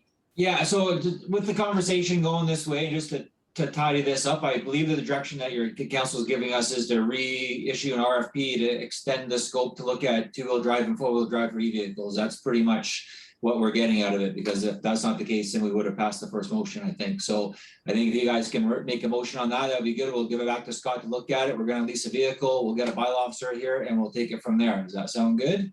Oh, great. You should run for council. Terry. Terry, I would like to make a motion that we direct staff to explore two-wheel and four-wheel drive options for electric vehicles and get back to us. okay, and do we have a seconder? Janice seconds. Okay, so any further discussion on this? Okay, I'm gonna call the question. All in favor? Thank you, Brian. Thank you. Yes, thank you, Brian. Okay, now this one's gonna be way easier. This is that we approve the tender for the supply and deliver the 2021 wheel loader from Brandt Tractor. Do we have a mover on that? Chris makes the motion, Janice seconds it, and any discussion? You made this asset sweat. Chris. Is it electric? Did we get a cheaper one? Two-wheel drive or four-wheel drive? All right, enough. What color is it? What is a wheel loader? Oh, no, you haven't looked it up? Okay, all in favor? Okay. Okay, Dirk, you're in favor? Yes, I am. Don't fall asleep. Okay, so now we have the Roslyn to Redstone Wagon Road. This is, we approve the tender submission from Double Barrel Industries to complete this project. Got a mover? Dirk and Andy, any comments on this? Wondering how many tenders we had come in on this. I think that was, yeah, just a number. 2. Okay, amen. What's the finished surface going to be? Scott here. Yeah, it's gonna be prep for paving, but it won't be paving at this point. We're focusing mainly on drainage and the subsurface, but yeah, it's gonna look really nice. Okay, that's great, but it won't just wash out next year, right? That's the whole purpose. That's where you spend the money, is on the drainage, just Okay. like roads and trails. That's great. I'm really glad we got that grant for that work. It's just awesome. Okay, any other comments on this? All in favor? Okay. Okay, now we have notice on title, and that this is that we direct the corporate officer to file a notice on title for the deck that's constructed on top of the carport on 1622 Esling. Do we have a mover? Stuart, and a seconder? Dirk? Okay, comments, Stuart? Let's just let the process play out. Okay, Dirk? And we have exhausted all options. I mean, I'd rather not spend $1,000 to put notice on title, but seems frustrating. Yeah, Stacy? That's the only option left. We have exhausted all options, and that's a high price. It's basically just the registration that it costs, and they say $600 to $1,000 ish. Okay, that's the cost of putting putting the notice on title. What are the consequences of putting the notice on title? I mean, I assume that when the house sells, the rails have to be removed, or is there a fine that goes along with this to the homeowner? Or? No, there's no fine. It's usually just notifies future owners. Insurance companies don't like it also. So sometimes there can be issues with insurance, but there is no fine associated with it. It's just, yeah, it's something that really the main issue is future sale of the property. I wonder if the insurance companies would have a bigger issue with no railing on that thing because of the, because of kids and whatnot. That seems like a bigger risk somehow to me. Okay, any other comments on this? I'm going to say that I noted that my concern was the insurance company would have a problem with it just because we haven't approved it and yet it went ahead and billed. So that to me was a risk to the city if we don't follow through. Yeah. Okay. Dirk. And does it cost us another $600 to $1,000 if he goes and removes it? And then we have to take the notice off title? Like, I would imagine that doesn't just stay there. He can leave it on and use his deck until he sells the house, take the thing off and. Yeah, and then the cost to remove it would be at his cost. He would have to come to the city and request that, and then also remove the railing at the same time. Okay. Okay, anything else? Call the question? All in favor of this title thing? Okay. That passes. All right, now we have, development permit application, south side of Granite Mountain. This, I'm not going to read all the conditions, but you guys know what we're doing here for harvesting on this parcel. So do I have a mover as the motion with conditions in the agenda? Mover? Somebody? Janice, Chris, Janice? Okay, Janice, comments? No, I'm sure I can't think of any other applicable restrictions or conditions that Stacy's missed. Okay, Chris? Yeah, we're quite fortunate to have Stacy on board to be able to put this together for us and run us through it. It's I just would like to make sure that all of the conditions are met on. I mean, we're talking about taking a bunch of trees and doing a bunch of things, not only with this one, but the other ones we're looking at too. So I appreciate the diligence on it. Yeah, okay. Anyone else? Stuart, and then Dirk. Yeah, I'm just a bit concerned that, I thought our tree retention bylaw was brought in to put limitations on people just clearing the trees off their property for cash. And we have all sorts of policies in our official community plan about the value of forests around our community and the value on water retention, for wildlife, for recreation, for viewscapes. And we have a tree retention bylaw that's supposed to assist with this, and now we've got a developer just essentially logging his property with a clear cut, meeting the absolute minimum restrictions required on private land, which are very, very limited. Although our policy says we want best practices, I don't see any best practices. I see the absolute legal minimum that he's required to do. I'm just wondering, it's possible we can't do anything, but I wish we could, and I'd love to understand ways where we could require a higher standard. Yeah, Stacy, do you have any comments on that? That was my response too. It was mine too. Given what we have in the tree retention bylaw, yeah, we're kind of have our hands tied, and unfortunately, the tree retention bylaw has been on my radar as being an issue, but it's kind of not a priority, and unfortunately, that has been highlighted in this case.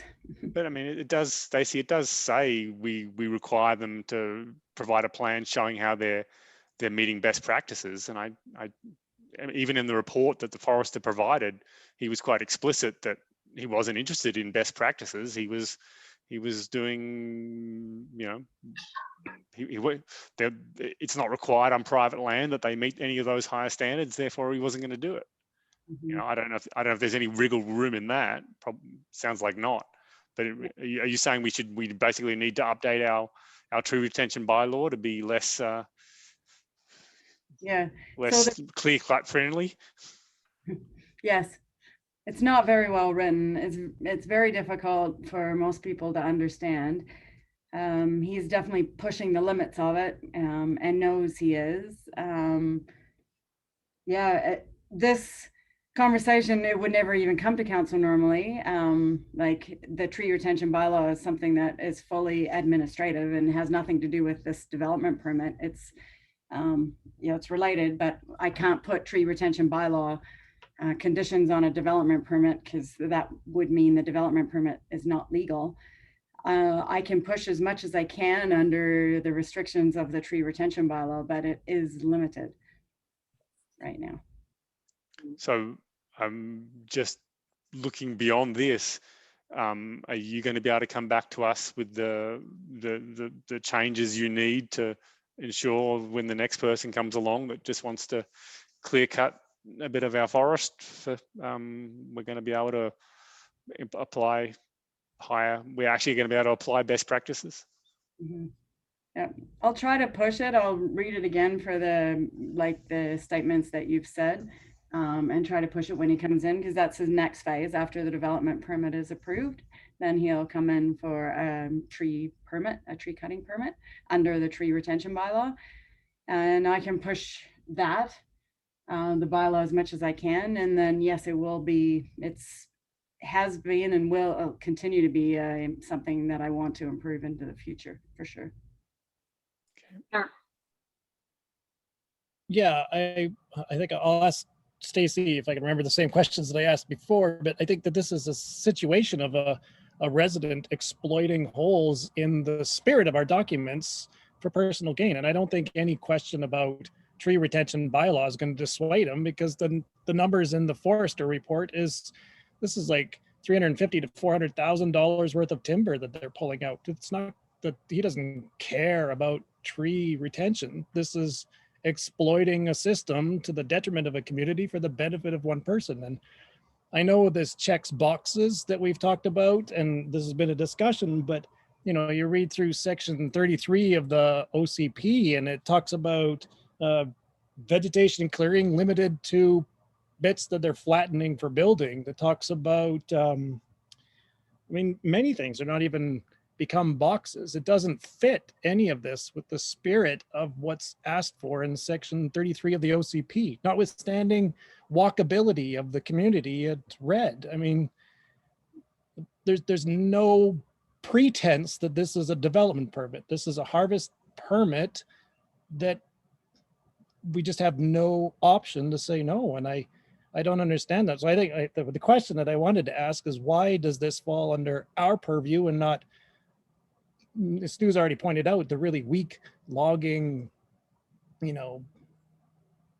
controls, but this shouldn't be our decision to make, especially if we're handcuffed into making a decision because it meets the bare minimum requirements. This is brutal for our community, benefits one person and one person alone, and it feels exploitive.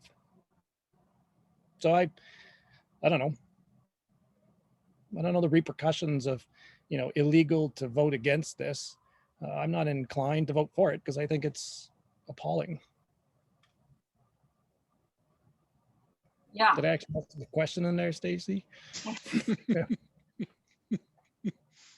I think it doesn't fit the spirit. If we talk about checking boxes for section 33, this is not walkable. There's no form. This is not a development permit. This is a loophole to harvest wood that is extremely expensive right now, and good on him. Pays for good stuff, but that's not what we should be used for. Okay, Stacy, do you have a comment to that? Or I'm gonna call on Stu if you want. Well, I did in the email response to your question, Dirk. I tried to answer that really it comes under council's decision because he's altering the land, and that's when a development permit needs to be applied for. He's in a development permit area, and we have development permit guidelines, and those guidelines apply when you touch the land, you cut vegetation, whatever. So then the next step for him is to look at the guidelines that we have and comply with the guidelines. And if he's not complying with the guidelines, then we can turn down the development permit. If he is complying with our guidelines that we have, then we can't turn down the development permit. The next stage is the tree retention bylaw. And I don't think that our tree retention bylaw has enough teeth to stop him from doing it. Yeah, I'll let Terry go because he hasn't spoken, then back to Stu. It might be a lost cause, but is it worthwhile trying to find some legal counsel, around, what possible actions we could take to, stop or amend what somebody's, trying to do through loopholes? We could try. He's definitely a person that likes to pull a legal card. So yeah, we can definitely try. Stuart? Yeah, I would like advice on what we can do without getting the city sued. Mhm. You know, I don't want to make some symbolic gesture. He's a litigious individual, and you know, he's got a lot of money on the line, so he's probably highly motivated. So we need to be on solid footing on this. You know, I'm open to advice on this. You know, it's if at that point where you are applying the tree retention bylaw, it does seem that the terminology around, you know, best practices, there is at least some wriggle room there for saying that, you know, clear cutting with 0 to 5 stems per hectare retention. Yeah, I don't see in what reality that's best practices.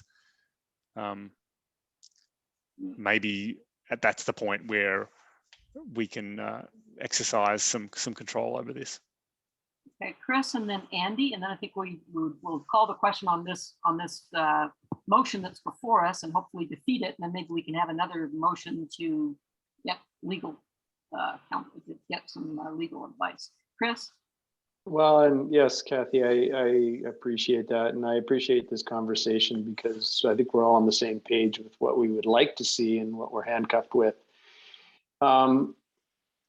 To slow this process down a little bit might be a prudent thing to do. And if there is a way to slow it down, at least to the point where we can look at the tree retention bylaw again, maybe, and sooner than later, I don't know. And then discuss that at further links. So that's kind of my comment. Yeah, we'll probably get in some real trouble if we change the law after he's already put in his. Yeah, I know. That's scaling venomous. Andy. Yeah, I certainly echo many of the concerns and comments as well. And at the very least, I think some legal opinions would help us to guide for the future. And that I think it's pretty obvious under this example that we do have to revisit this. And things have changed big time in the last while. We just have to look at the last 4 or 5 weeks of you know, the impacts of climate change and what we're dealing with, and the science around the importance of tree retention beyond just cosmetic or recreational values. So yeah, let's put the brakes on right at the moment and see where a lawyer can help us to come up with a plan, and in this particular project, but also for future. Okay, so let's vote this. Let's vote on this. The motion as it was put there. All in favor? Opposed? Oh, are you in favor? You know, we're all opposed. Okay, good. Okay, so now I have a question for staff, because I think we feel the same about all this whole little suite of development permits. Do we need to vote on all of them and vote them all down, or can we just go for a motion to get a legal opinion? I'd like an opinion from staff first.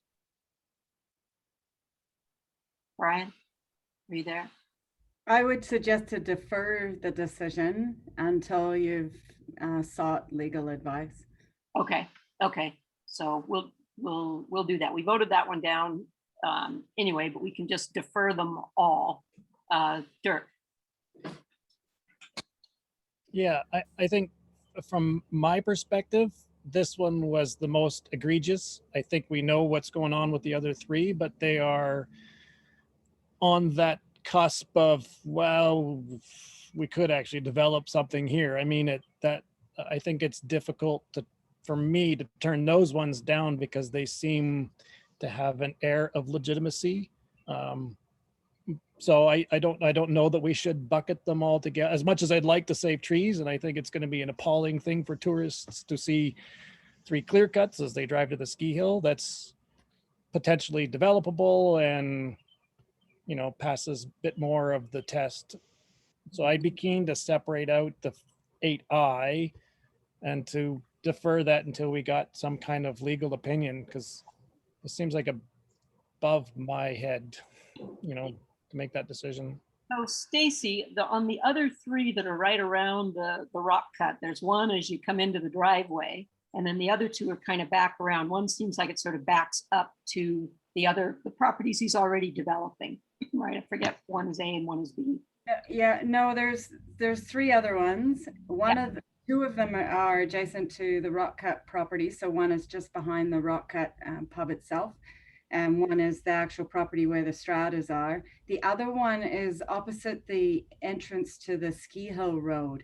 There's a property that was taken into the city, I don't know how, maybe 10 years ago. That's the one on Granite Road.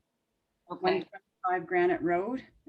It's right opposite on Highway 3B, opposite the Ski Hill entrance, like the Ram's Head area. Oh, okay. Shoot, I totally missed that on the map. I had it where at the Rock Cut area. And I do want to correct that last motion where we voted it down. Janice actually voted in favor of it. Is that right, Janice? Thank you. Okay, just so we have our record correct. Okay, so where we are now is we have just voted down I, which is the south side of Granite, and we'll have, excuse me, we'll have a, well, maybe we should discuss the other ones and see if we want legal opinion on all of them, or if we just want a legal opinion on the one. I feel like we're getting into trouble here, though. If we get rid of one and we do the others, it's like it weakens our case for the first one. Andy and then Dirk. I think we should just defer it all and then seek that legal opinion in discussing all of them. The issues are the same regardless of the size of the block or the amount of conditions put on it. It's pretty obvious they want to clear the land. So with no future intention of development. Well, no. I mean, we don't know that. I realize we don't know that, but at this point, there's no plan. Let's just say that. Okay, Dirk and then Chris. Yeah, as much as I'd like to, disallow clear cutting of those properties right in town, I think that this, like I said before, I think that this errs on the side of it's reasonable that these could be developed. So I think that this seems like part of a plan. The other one stood out because it's not reasonable or logical, and it seems like exploiting a loophole. This might be the same thing, but in a developable case. And honestly, from an operational perspective, if we wait on he's got 3 properties that he can clear while waiting for the legal opinion before digging in on the other one if, comes out in his favor. So I don't see the grounds being as strong to hold off on the latter 3. Okay, Chris and then Stu. I see your point, Dirk, on this. We do need the development part as well. The taking of the trees is the bee in our bonnet quite, right now. My question is to Brian. Brian, how much crap are we getting into here? Well, a technical term is that we basically are following our procedures and our bylaws, and we're asking for things that the applicant is providing to us. And so, this is not an uncommon thing from developers that are, obviously trying to skirt around issues and exploit loopholes in certain bylaws that have, minimal teeth or small teeth or are outdated and that kind of stuff. And that's why it's always best for us to be able to try to be proactive in those things, but it just comes down to staff timing and ability. So short answer is I think even with the legal challenge that we will be seeing, we'll see what if we happens from the first DP. I would kind of concur with Councillor Lewis's recommendation there that these are that one's definitely a little bit more significant in the cut compared to the rest of those ones, and the other 3 are very much more of something we would see in a normal operation. And the first one is definitely looking at trying to get around our current procedures and policies and bylaws in place to exploit things to his advantage. And again, that's kind of the developer game, but that's kind of we're aware of that happens a lot more than you would probably see. Thank you. Sure. Yeah, I'm just looking at the development permit area guidelines in our OCP for Red Mountain, and under the environmental protection guidelines, it says under point 8 says development activities that require vegetation clearing shall be limited only to those areas that require leveling, including each unit location, roadways and driveway, and shall be done in accordance with best management practices as determined by the City of Roslyn. I mean, we have development permit guidelines for that area which say we're going to limit the vegetation clearing only to the things you actually need for development. So why isn't that something that applies here?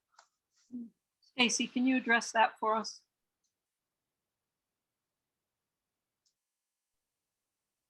Have we lost Stacy? No, coming. It just took a while. I was trying to look for that too, but his response when I asked him what the development would be, he said, I am going to do on that property what the zoning permits me to do. And I need to clear the land in order to be able to perform the tests to have a look for what kind of subdivision plan or whatever that I'm going to bring in. But he doesn't have a plan. You're right. And we did push him to provide one, but he doesn't have one at this point.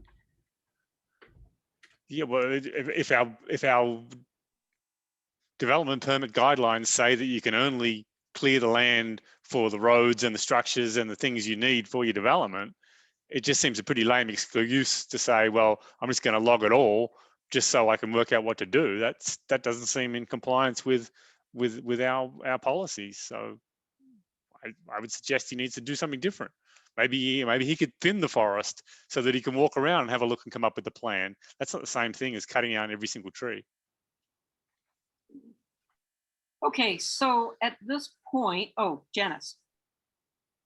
Yeah, I was just going to say, and maybe Stacy can address this, item 2 of each of these development permit applications reads that trees must be retained or it is deemed that unacceptable damage to the soil and or environment may occur as a result of harvesting. Is that our decision to make?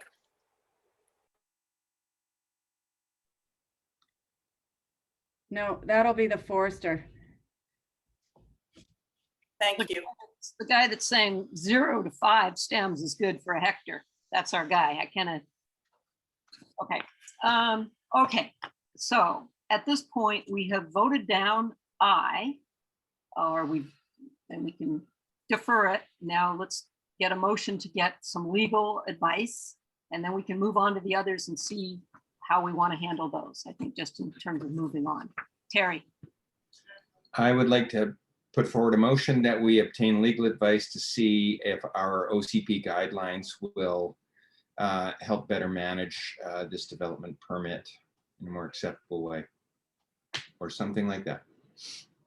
Or something like that. Brian, would you say that motion, or Stacy, that motion is too narrow for what we're trying to get at here? I mean, you could just say, let's get legal advice on our options for this. Yeah, that's you're talking about for all 4 of them or just for the one? Well, right now we're just doing the one. I know there's some who want all 4 and some who want 1. So I think. Yeah.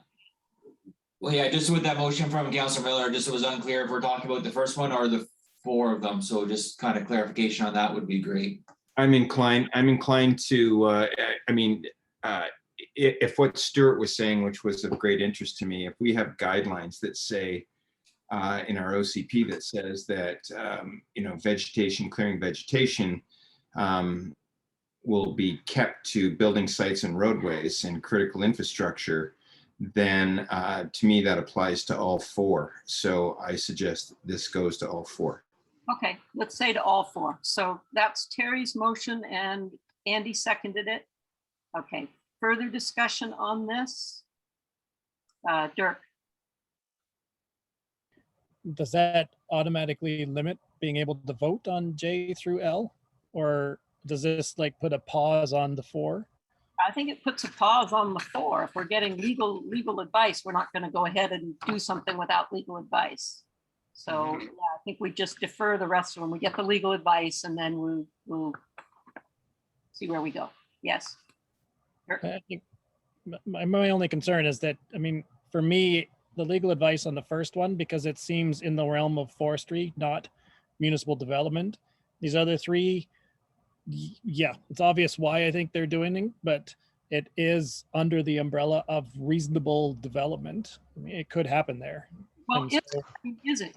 That's I think it's an open question. We have guidance which seems to be contrary to what he's proposing to do. I'd like to, you know, it's contrary to what I would like to see. I'm reading guidance in our development permit guidelines that would support the way I'd like to see things. I'd like to know if they're actually applicable or not. But you know, those lots may be great for development, but that doesn't mean they have to be clear cut to be developed. I think that's what we're trying to get at here. Can we have? He might come back with a different proposal where he harvests some of the logs and develops, right? But that's different than saying once you clear cut, you're done, right? It's not like, oh, okay, yeah, you put the trees back in, right? That doesn't work that way. So, okay, so any other comments on the motion that Terry put forward, which is we're going to get legal advice on all 4 of them, and we'll look at this again later. Anybody? I'm going to call the question. All in favor? Okay, and opposed? Okay. Okay, so now just from a procedural point of view, because we have asked for legal advice on all of them, do we actually have to make motions on the others?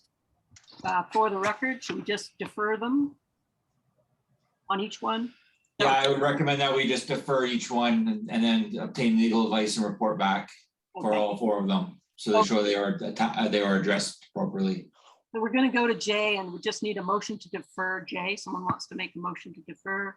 Andy and Dirk, any discussion? Probably not. All in favor? I have deferral. Okay. And now we are going to K. We're going to motion to defer K as well. Motion. Dirk and Terry, any discussion? Okay, all in favor? Okay, and then we've got L, motion to defer. Somebody wants to make it Stuart and Andy. Discussion, all in favor. Okay. Okay, those all passed. All right, that's good. That was a good discussion, guys. And it's a painful thing, but you know what? We have to. I think we really have to be careful how things are handled here, especially when it's a resource that doesn't get put back for 100 years. Okay, so next up, invoices paid for municipal services. Can I have a motion to pay the June Janice and Chris? Any questions, comments? Janice.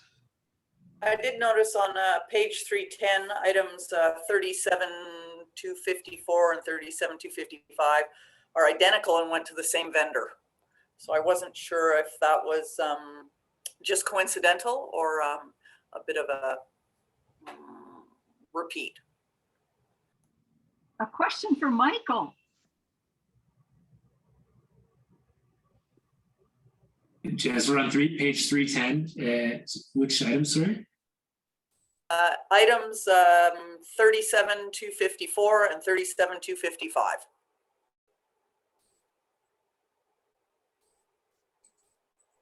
I can look into that and get back with other info. It's not jumping out of me at this stage. Oh, really? Because they're exactly the same amounts to exactly the same vendors. 2 in a row. Hopefully it's the right page since we had 2 different agendas. So sorry, no, I see what it is. I'll dig into it and just make sure that there's nothing untoward there. Yeah, that'd be great. Thank you, Michael. I think we can approve this with the caveat that Michael's going to check if there's anything to adjust with it. Okay. Anything else? Good catch, Janice. Anything else? No. All in favor? Okay. Okay, corporate management plan. This is just for information, but it's always a pleasure to see this plan in progress. Does anybody have any questions or comments? No, just really outstanding work by everyone. Thank you for moving everything forward. Yeah, it really is awesome. Okay, I'm going to move on to city reports for council information. So just stop me if you've got one you want to talk about. Building permit report for June. Building inspection report. Step code energy rebates. I appreciate the dates being added on there so we don't think they're the new ones. Let's see, bylaw enforcement report for June. the budget update. This is our first major report by our new CFO. I think, Michael, it's very, very well done. Any comments or questions on that, Janice? I just did note that there were 27 new permanent residential households between last June and this June, which is pretty spectacular. 27 new families, or, you know, permanent residential households is that's some great additions to our community. Yeah, no kidding, that's super. Okay, how about the updated task list? Anybody want to make any comments on that? The only thing I would say now that the tennis agreement is was a medium priority and it's done, I think it's done. And I think the code reserve could probably be a low priority because we're not releasing. Yeah, we don't actually have the tennis agreement back signed yet from the city. That's why it's still on there. Oh, okay, sorry, I was jumping the gun. Anyway, my point was I'd kind of like to see the Bear Smart community work become a medium priority rather than a low priority, especially since we've got Wild Safe is going to start coming back to us with a proposal, I believe. So is that all right with council and staff? Do you need a motion for that? Or are you okay with that? I don't think we actually. Okay. Good. Okay, now we have requests from correspondence, and I have been informed in the chat that Andrew Bennett has joined us because he thought the meeting was at 7 instead of 6. So we'd had some correspondence from Andrew. Andrew, I will give you just a couple of minutes. Like this is, we'll pretend you're at public input. So you really only have 2 minutes if you want to comment on the material that you've sent to us. Are you there? Hi, thanks very much. Can you hear me? Yes, we can hear you. Thanks. Yeah, very, very sorry I was late. You guys have been, it's just been fantastic. I haven't been at a council meeting. It's so nice to watch a really well-functioning council. It's wonderful. I won't take any more of your time. I wrote you long letters, so if you read those, basically my point would be that I think that using our water effectively to grow plants and build soil is an important community strategy for climate resiliency. And to encourage local agriculture, the current rates are not economically viable. And unless you're independently wealthy, you could not afford to lose that much money farming with water rates that high. Okay, great, thanks. Okay, so this was on the agenda for discussion, and the discussion was, did we want to revisit this subject, particularly the water rate bylaw, particularly as it applies to agricultural usage. So is there a motion that anyone wants to make? Dirk? Not a motion. Can I ask a question first, or? Sure. Just for Brian, if we make a motion to bring forward the water rate bylaw, and then we make a motion to change it, what's the practical timeline for this being finished in terms of being able to change the rates? Well, we would basically, we're full tilt here right now, so we have a bylaw in place. We've been charging as the bylaw. We've had a conversation about this last year and we chose to do what we did. So with that being said, we're probably not even gonna be able to bring a bylaw back to council. At least we might be able to get something for August, but it's probably likely gonna be September. And then by the time we approve it, it will be September for sure. You can definitely retroactive all that stuff and take a look at that in the bylaw.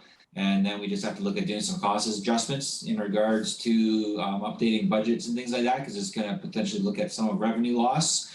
So it's either, if you want it to be retroactive for this year, we could take a look at that, or if we were to move forward on this, it would probably be moving forward for our 2022 rates, which we already have right now set up in our bylaw. Okay, thanks. Stuart.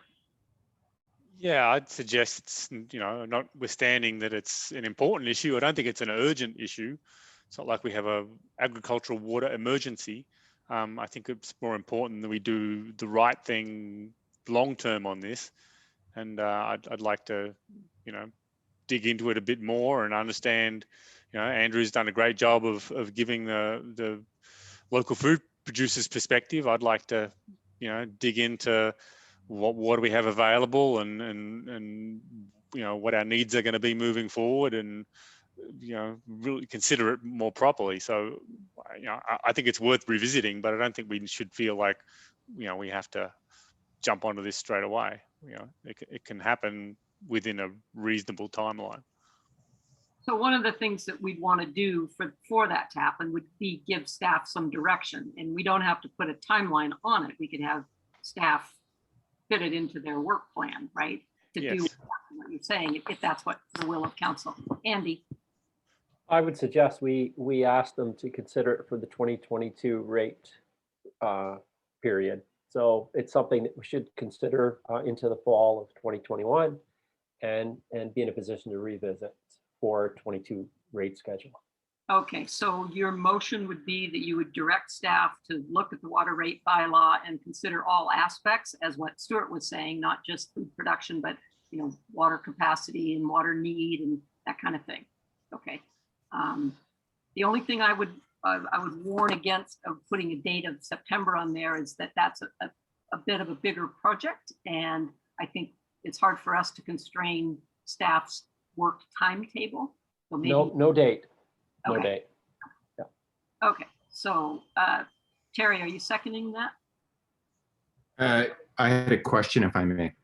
Okay, let's get a seconder on, then we can move forward with discussing. So Andy's making a motion to look at this and include. I'll second it. Okay, Terry seconds it. Okay, Terry, go ahead.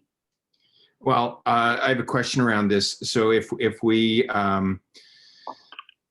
direct staff to dig into this, I just for the record, I think it's critical that we remove barriers.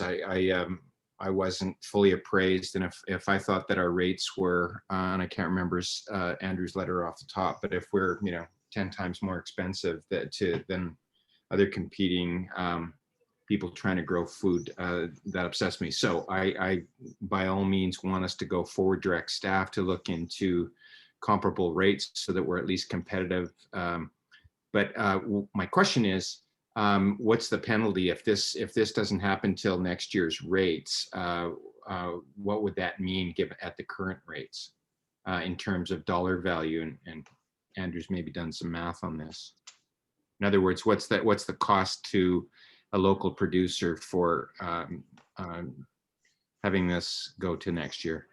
Yeah, he's got some figures in the emails that he sent at 57 cents a cubic meter, whatever the measure was, right? That was talking about the price of that. But that's a bit speculative because, I mean, in his case, he's speculating he keeps much of his farm not irrigated because he can't afford it. But you can sort of extrapolate from there. Janice, and then maybe Stuart. Janice. Thank you. Yeah, I really appreciate Andrew's informed correspondence and his passion for both soil remediation and food production. But we really only have 2 people or 2 properties that are actively farming in Rossland. And I don't really think we need to be competing with other communities that have more water resources, are in a different position. Food security doesn't mean it has to be grown in our backyard. We have a really amazing agricultural area, but Rossland is on a mountain, and I don't see us as ever being a big food producer, livestock producer, as this being anything more than very small potatoes. So I'm not sure that sending staff off to look at all of our water bylaws when we just passed the bylaw last year is a good utilization of their capacity. When we're not making a big difference to a large group of our whole community. We're making a difference for 2 food producers or forage producers. And, we have a limited resource, and we've made some decisions about making it available for other industries other than agriculture. If everybody just thought about their own industry and what the rate that they wanted, all the big users would all be getting it cheap, and all the homeowners would be paying extra and not have access to potable water. So I love the idea of farming, but we may not be the best place to be farmers, and we just can't be all things to all people as an entity, unfortunately. Okay, thanks. Dirk. Yeah, I think, I agree with Janice in that it's not a hotbed of farming activity. The advantage of that is that there are not a whole lot of people that will require this reduced water rate. So it's not a big cost burden to the community. And from a society value, I think it's important that we hold that, even if it's not highly productive here, the value of local, the value of knowing your producers. I think that's important. So it certainly is something that needs to be built in during this OCP process. And I was proud of us, I suppose, with my limited knowledge when we had the agricultural rate, when we did this without thinking that the 100+ cubic meters makes it more expensive than anything that I'm ever going to pay for as a residential user. So there is a discrepancy there that needs to be solved for sure. Harry. Yeah, I feel strongly that we should be taking every opportunity to be a leader in local food security and sustainability. So I want to make sure that we have something that's fair and competitive, but also really points the way that our community is, no matter how limited the growing is, that we're taking every step we can to remove barriers for that to happen. Okay. Okay, Andy. Just to take both points, I think it's important, yes, to consider that we want to see food growth advocacy in our community, but we also, as Janice pointed out, have a limited resource, and our costs and limitations to that resource, I think, have to be considered in the equation. And that's what I would, bringing the motion forward, I'd say that's one of the priorities that I would like to see our staff look at. And for me, that trumps any other, priority that would be brought forward. So yeah, I would like my motion to consider, continue and staff to consider looking at that.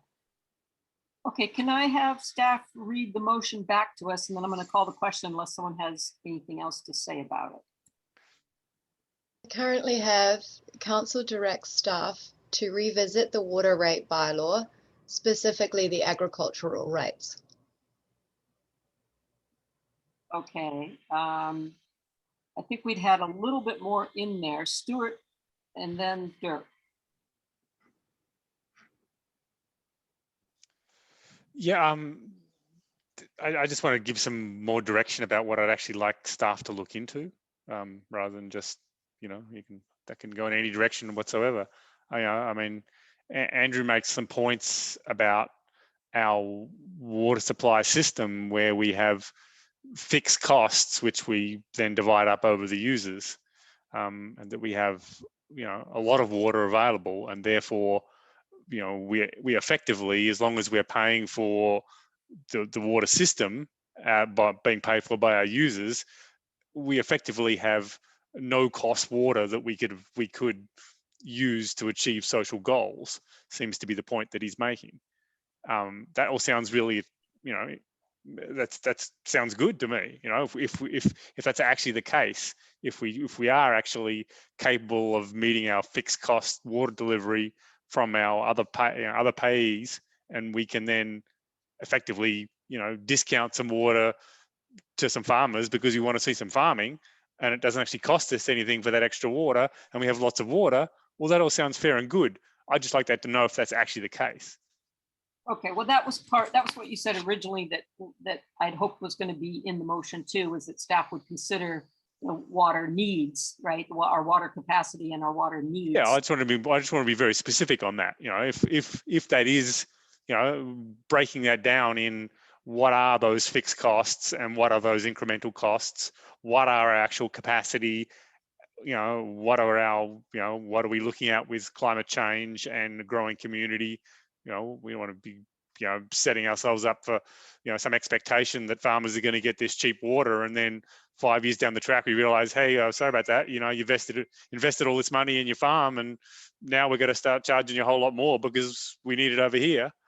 If we're going to do something, we should be thinking long term and really understanding the cost structure of our water delivery. Okay, that's great. So Rachel, did you capture some of that in the motion? Working on it. Okay, Dirk. Yeah, just Brian had mentioned a potential retroactive component, and I don't know if Andy's amenable to this, but if there's a good case for it, once the city has a chance to review this, being able to have a retroactive payback for the pricing. Could we seems like maybe reasonable. leave that for another day? I feel like that may add a level of complexity. Let's just get the first motion, if we pass it in, and then, once that report, if it happens, comes back to us, then we can make a decision about that. I think it's becoming more of a bigger ball of wax. Is that all right? Janice.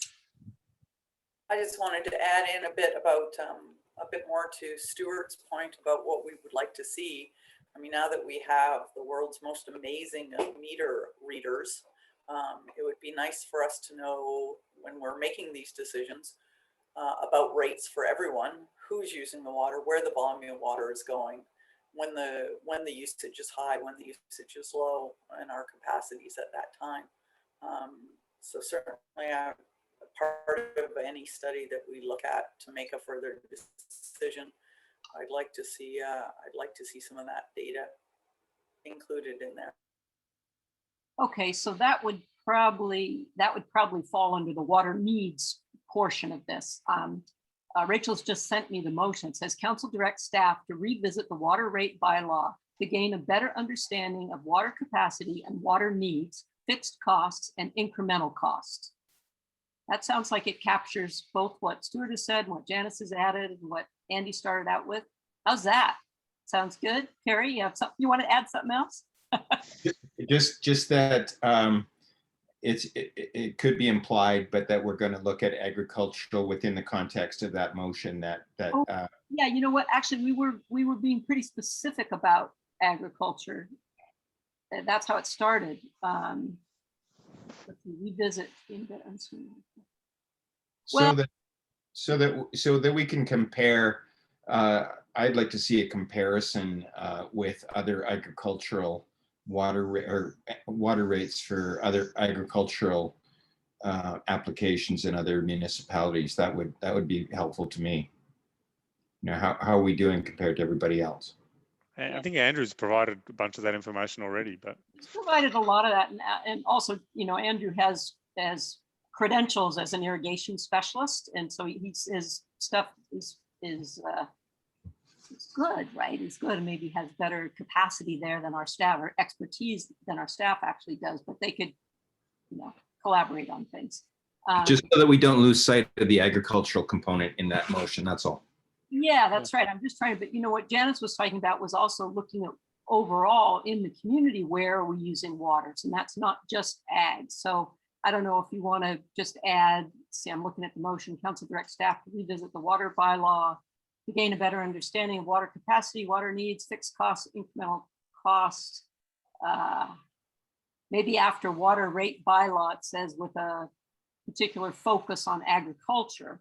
But it isn't, that's, to capture what Janice is saying, it isn't just agriculture. The agriculture one is what we've been talking about, but to get everything that Janice was talking about, it's broader than that. So now I don't know. Yeah, well, I'm looking at it as a potential subsidy. We're considering a subsidy here, and I just wanted to see. I want to know how much we're actually subsidizing. What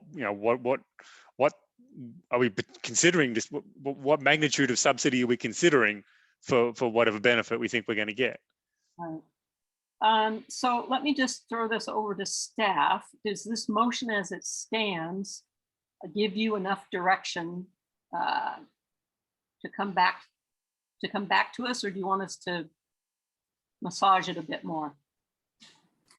Unfortunately, I think that we're kind of all over the map here. So if we can get some further clarity of what it is that we're looking to do, that would really help us out a lot. Okay. So let's see. Rachel, can you just send the motion so everybody can look at it? Send it to all the panelists so everyone can look at it, because that might help people. There we go. Okay, so now everybody can see it. So let's see.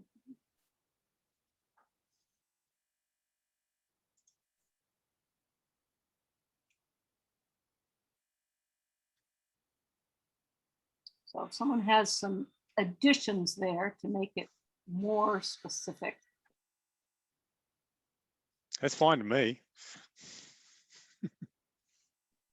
Yeah, but staff is the one that has to act on it. And Brian says it's unclear to him. Brian, what would you need for more clarity? Well, I haven't actually seen the motion because since Rich is in the other room and I'm just listening to the conversation. So trying to decipher what you guys are talking about, I'm not clear at all. Sorry. So now that I have that, that probably seems like it's fine. So Okay, so hold on. I'll just read it to you again. So council directs staff to revisit the water rate bylaw to gain a better understanding of water capacity and water needs, fixed costs and incremental costs. And perhaps we could, in light of possibly subsidizing agricultural food production. Well, I think the subsidizing will come out of that report if that happens, but the conversation has started about looking at agricultural rates, which we could probably look at doing it in a timely manner, to now looking at the total complete bylaw and everything that's happening there. So the timeline that I just gave you, I regretfully retract, because we're not going to be able to get that done by September. No, we're not giving you a timeline, Brian. No timeline. Okay, well, no, I'm just saying the timeline that I gave before about possibly looking at that. Like we're just probably going to be like potentially looking at stuff to set up for 2022 is basically what we'll be looking at. That's good. Okay. Okay, Dirk. I think it's reasonable to narrow the scope to as it pertains to agriculture. I don't think we need to go mucking about with residential rates, unless it comes back and says like, look, we can't do anything about agriculture unless we up the rates. But I think if we narrow the focus for the city to just looking at agricultural rates and how increases will impact our capacity, et cetera, all the things that are in that motion, but just narrow the scope. Okay, but then that kind of moves away from what Janice and Stuart were talking about. We sort of get the whole picture so we see how this impacts us in the long term. Janice. Yeah, I was just going to say, I don't think we want to look at just agricultural water rates or just industrial or just commercial or just residential, because if we're doing that, we're just looking at it in silos and we're not getting the big picture. So, it's although I wouldn't necessarily use the term subsidize as Stuart has, we can't subsidize someone with something that we don't have enough of to subsidize them with. So we need to ensure that we have enough money, enough water first is actually the bigger priority. Do we have enough water to meet all the community's needs and provide this water for agriculture? And then secondly, are we recouping, is the utility paying for itself long term? And including some of the amazing suggestions as Andrew made about having a secondary stormwater system that farmers could use, so they're not using treated water. Those are great utopian ideas, but to put them into play, we have to actually raise some funds to do them, and that needs to come from the utility. So I don't think we can just say, oh, what a great idea growing our own food, because it is a great idea. Who wouldn't agree to that? We're just going to throw water at that, because we may find that we've already, thrown our water around to our water capacity around to the people we already have, and we don't have that much water to offer to agriculture, or we may not want to attract a whole bunch of agriculture. A bit to Terry's point, we may not want to be competitive, if it's going to be a big resource with a low return and it's going to take away from some of the other stuff we already have, or we might have to make some tough decisions about how we allocate water usage and water rates. So I don't think we can just say farmers are good, local food is good, we should throw water at that. We need to understand our resource and how we're managing it before we can move forward and assist our. So I think I agree with Janice. I think it's important that we look at the whole picture. And I think to take the pressure off staff, we just have to say, yes, we need to look at this and not have it as it pertains to agriculture, because we don't want to do it in a silo, but just don't think it's realistic to have this done before rates change in 2022. It's, you know, it's more important to get it right than to get it done poorly quickly. So maybe we go back to the original motion, that we revisit the water rate bylaw and leave out the part as it pertains to agriculture, and just give staff more time to fit this into the work plan going forward, because we will be doing our next strategic plans starting up again for next year, and that's where maybe this would fit better. So what do you guys think of that? So we'd be back to the first motion, the motion as it was, without as pertains to agriculture. Okay, so I'm going to call the question on that, because we had Andy and Terry was the seconder. I've totally lost track. I think so. Okay, so I'm going to call the question on that. The motion is direct staff, just nothing about agriculture. Okay, all in favor? Okay, no one opposed. All right, great. So thank you. Yeah, got it done. Okay. So yeah, it is important that we get that right. Okay, next up, we have a request for the letter of support for the BC Hotels Association's requests for additional assistance. This would go to the Minister of Tourism, and the letter. This was after the meeting that Stu and Terry and I had with the GMs of the Prestige and the Josie. So can I get a motion to that effect? Okay, Stu makes the motion, Janice seconds it. Any discussion on that? Did anybody ever hear back from the GMs after that? They were trying to get the president of BCHA to answer Janice's question. Dirk. I think I'd be more comfortable sending something out that didn't quite parrot what they said so much. I read Janice's email with the questions to the GMs earlier, and I had similar misgivings about, I think that the average salary of 54,000 is rather disingenuous. I think, to put that in a sentence with hiring minorities and women, maybe have their average salary as a little more realistic representation. So I feel like a letter that says, hey, can we do something to help our industry, in and of itself is good. I don't think we need to say, because it's a little misleading, I think. I don't know if it's misleading or not. I was trusting their facts based on their presentation, but I didn't ask the question as Janice did, is like, where did you get your facts, right? Janice.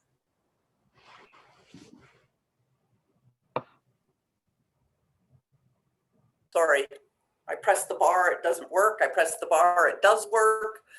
It's a bit of a gamble every time. I actually don't like the letter as written. One, because of the, just the parroting of the information that the Hotel Association is feeding us without any understanding of, for instance, they said that their annual income was above average, but they didn't describe what average they were measuring it against, even in the presentation.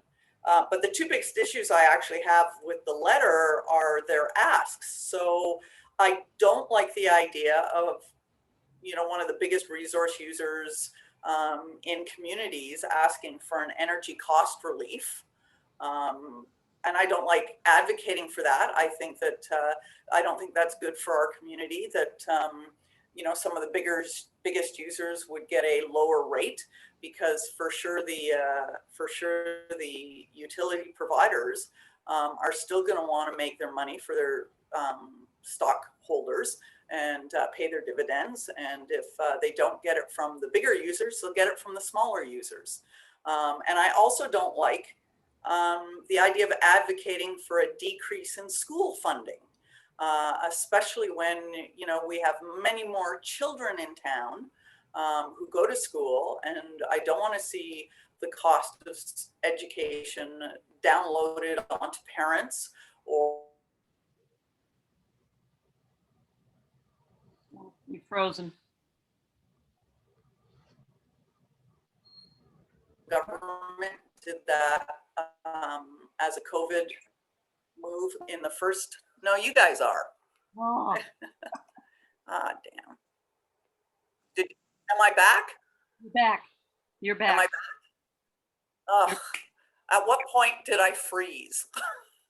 Well, you're starting to talk about not supporting the request for the school tax deferral. Right, because I don't think we should advocate for a reduction in funding for schools and education for our youth. And I think we have far more youth in our community than we do employees that work in the accommodation or the hotel sector.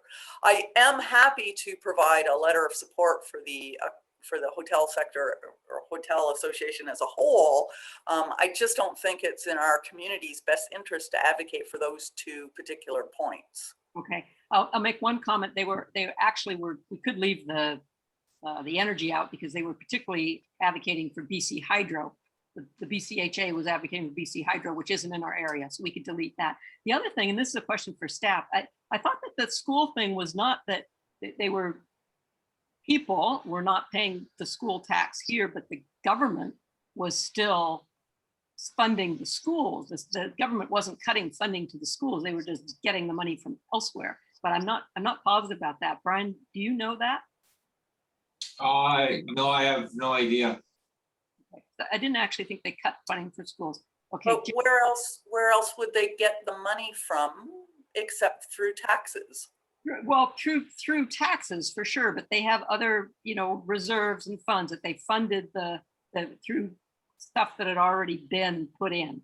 You know, that was my right. So if the hotel association wants to advocate or ask for that, I think they should go to the MLA and they can ask for that. I don't think as you know, guardians of the community that it's necessarily appropriate for us to advocate for a reduction in school funding, okay, which would be, you know, the natural outcome of them not paying taxes on schools. Right. Okay, I'm going to Dirk and then Stu.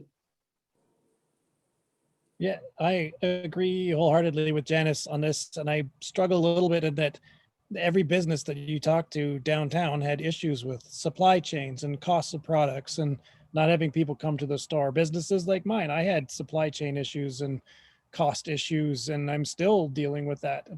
Everybody is dealing with this right now, and there's CERB and SUS and all sorts of things to help, and maybe they didn't access some of it, but to ask for relief from particular things for one industry when all of us are struggling, except lumber producers. Lumber producers are doing amazing, but everybody else is struggling. So I think that I'm happy to ask for help for them as an industry, but not specifically. That everybody needs it right now. Okay, Stuart. Oh, you're muted. Yeah, I attended the meeting. I think they made a fairly convincing case that that particular industry has been particularly hard hit, and you know, whether it's anybody's responsibility to give them a helping hand or not, that's another discussion. But I think the hotel industry has definitely been disproportionately affected by the last 18 months, and to the school taxes, that was the provincial government was giving that tax relief to all sorts of businesses. It was a program that the provincial government put in place that wasn't cutting funding to schools. It was just a form of tax relief, like they gave up municipalities money to help them through COVID. This was just a mechanism that they thought was an equitable way to spread out tax relief to business. And they're just asking for an extension because they felt that their business isn't going back to normal. Other businesses are going to transition back to regular economic times more quickly. and they made the case, and I've got no idea if it's true or not, but they made, a fairly convincing case that their industry has been suffering more than others, and it is going to take a long time to transition back. And it's quite possible that because I went in there thinking that maybe they were going to ask something of Roslyn, something actually, maybe some money or some tax relief or something other than just writing a letter, and writing a letter that probably isn't going to do anything and no one's probably going to read seemed like a pretty easy way to help them out rather than what I was anticipating. So it seemed pretty reasonable to me. Okay, any other, Chris?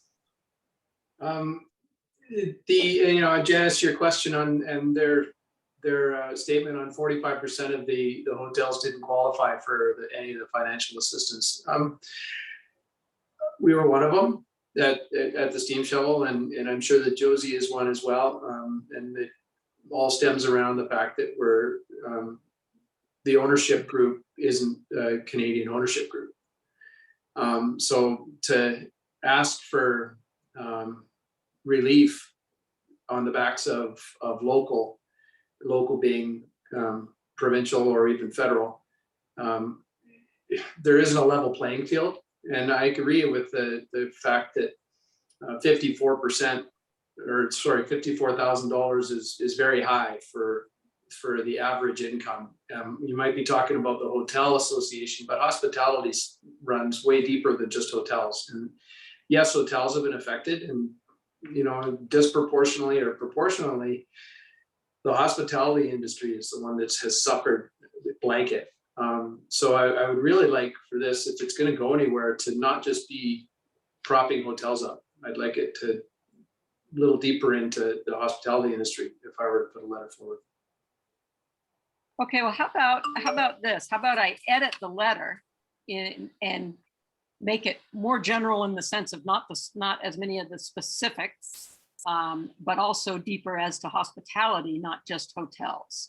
Because I can certainly do that. We can agree to send the letter, and I can send it around to you all tomorrow, if that works. What do you think of that?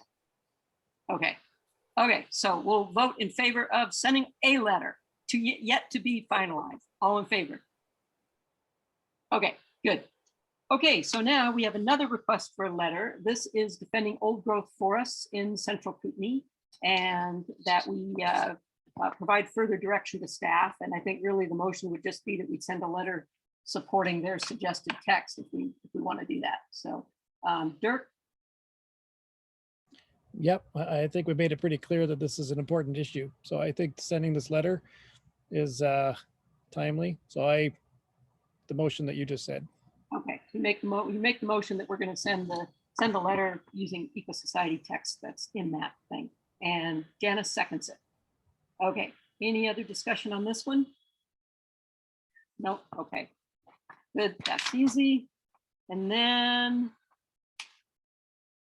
oh, okay. Oh, hey, we're at members reports. Does somebody want to say something? Was it? Oh, no, we're ready to go. Dirk, what? Okay. Okay, Dirk, you can do your first members report.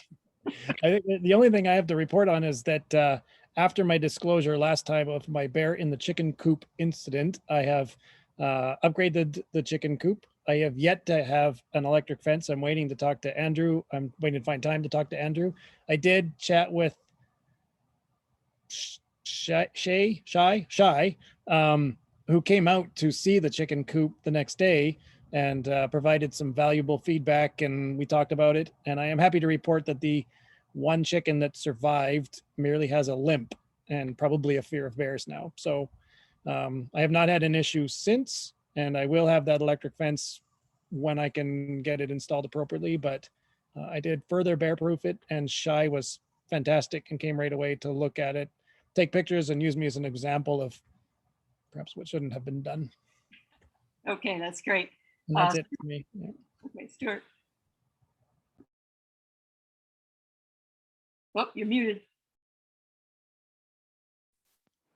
I saw the email today about dust from the what are we calling it now? Midtown development. Sounds like we're onto it, but it is a big pile of dirt and it's hot and dusty out there, and it's blowing around, and Sarah's very unhappy. I'd like to think we were doing. I think we're going to eliminate dust with with that much dirt and how dry it is. But I'd like to think that they were actually doing all the best things they could be doing to mitigate that. And I don't know whether that's been happening, and I'd make sure it does. Yeah. Scott, you want to comment?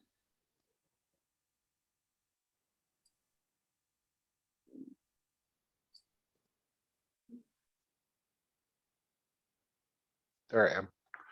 Yeah, I have been in contact with the contractors and all the complaint residents, and we're working towards a solution. It's a constant problem right now because it is so dry, but yeah, it's definitely taking priority now. And I think there've been three complainants, right? There has been 3 complaints. That's correct. Okay. Okay. I would also like to move towards us swimming in the reservoir. It's hot out there, and we got nowhere to swim, and I just don't feel good about everybody in Roslyn driving up the highway every night, constant stream of traffic up to go and dip in Nancy Green Lake on a hot day. It just doesn't seem compatible with our environmental standards, and I want somewhere to go swimming where I can walk or ride my bike. And everybody I talk to says, well, why aren't we doing it? Well, I want to know why. So I've talked briefly with staff about it. It sounds like, I mean, I can come up with very detailed suggestions, but it sounds like addressing the operational and regulatory issues needs to be addressed first. And I'd like to bring a motion forward that staff do dig into those operational and regulatory issues and come back to us with what our options are, so that we can then consider what practical steps we could take towards actually swimming in the reservoir. Okay, so let's see, Rachel, do you have that motion? Directing staff. Yeah, I do. Do we have a seconder? Absolutely. Okay, Terry's got his hand up. All right, discussion. I'm with Stuart. If I can jump in, yeah, I think if there's any practical way that we can make this happen, I think it'd be a huge step forward in the quality of life around here. Okay, great. Anybody else? Janice? I'm just going to say we do have a pool, which we can all walk to, full of water. Pool's never open. Point, Andy? Yeah, good point about the pool never being open. So there's an option to consider right there. Obviously, it's going to take a bit of time to explore this, and I don't necessarily want to add this to the current staff work plan. But we have been, this was entertained in the last council. So we had put together, a proposal to consider this. So we should pull up that information previously before we start reinventing the wheel here and putting a lot more effort into it. We do have existing reports, Andy, but from my discussions with Brian, there are still outstanding issues to be resolved around what exactly are our options for where we can draw water from at particular times, clarifying what we're going to be allowed to do by Interior Health, and what the risks and the insurance situation is with our municipal insurance. Until we have the answers to those questions, we've had, ISL did a report on, throwing some numbers together for a fully featured swimming facility with washrooms and parking and a beach and all that sort of stuff. I think we can do something a lot more simple and affordable. But before we even get into those details, we need to resolve those sort of broader and more basic questions so that we can understand what our options are, and then we can have a more substantive discussion about what we actually want to see and what we want to pay for. But if we can just get those basic things out of the way, then we're going to be prepared to have that more detailed discussion. Sure. Anybody else want to comment? And does staff want to comment? Otherwise, I'm going to call the question.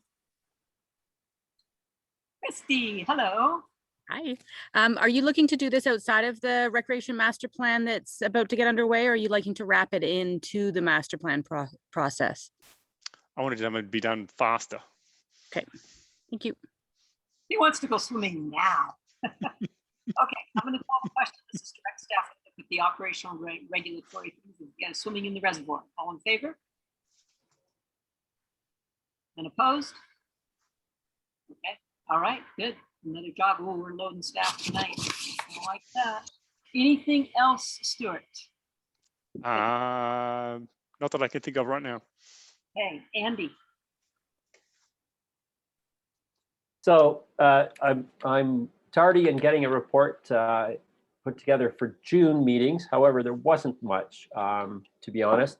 A couple of things that did come up is the East End service meeting on the 15th of June. We talked about coordinated efforts for our age-friendly coordinator. So Christy did comment on that earlier, and there is an appetite to have that position considered at the East End 7 group. They would like to try and negotiate something so that there is coverage by that person throughout the East End. So that discussion will be ongoing. Couple other items was the board meeting of late. The discussions around active transportation master plan came out. So wanted to update there that the regional district is going forward with a application for funding to support a master plan for the East End 7 at this point. So that's exciting.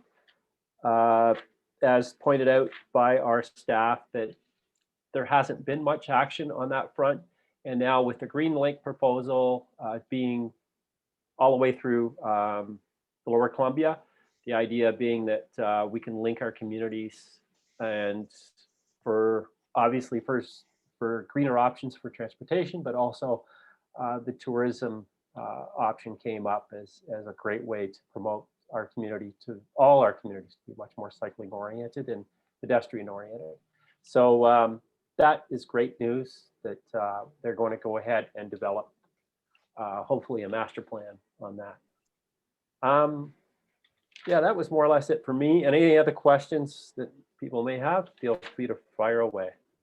Well, the only thing I would say is that we've been asked for a letter of support for that master plan, and it's in the information package, but I haven't sent it. I wanted everybody to see it, but hopefully people have seen it and are willing to support that terrific initiative, and that'll help get our green link done too, because I'm sure that'll figure in that master plan. So that's great. Okay. Yep.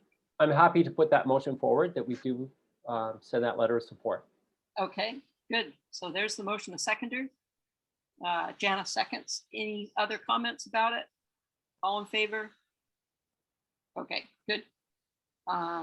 All right, let's see. So Dirk, you have your hand up.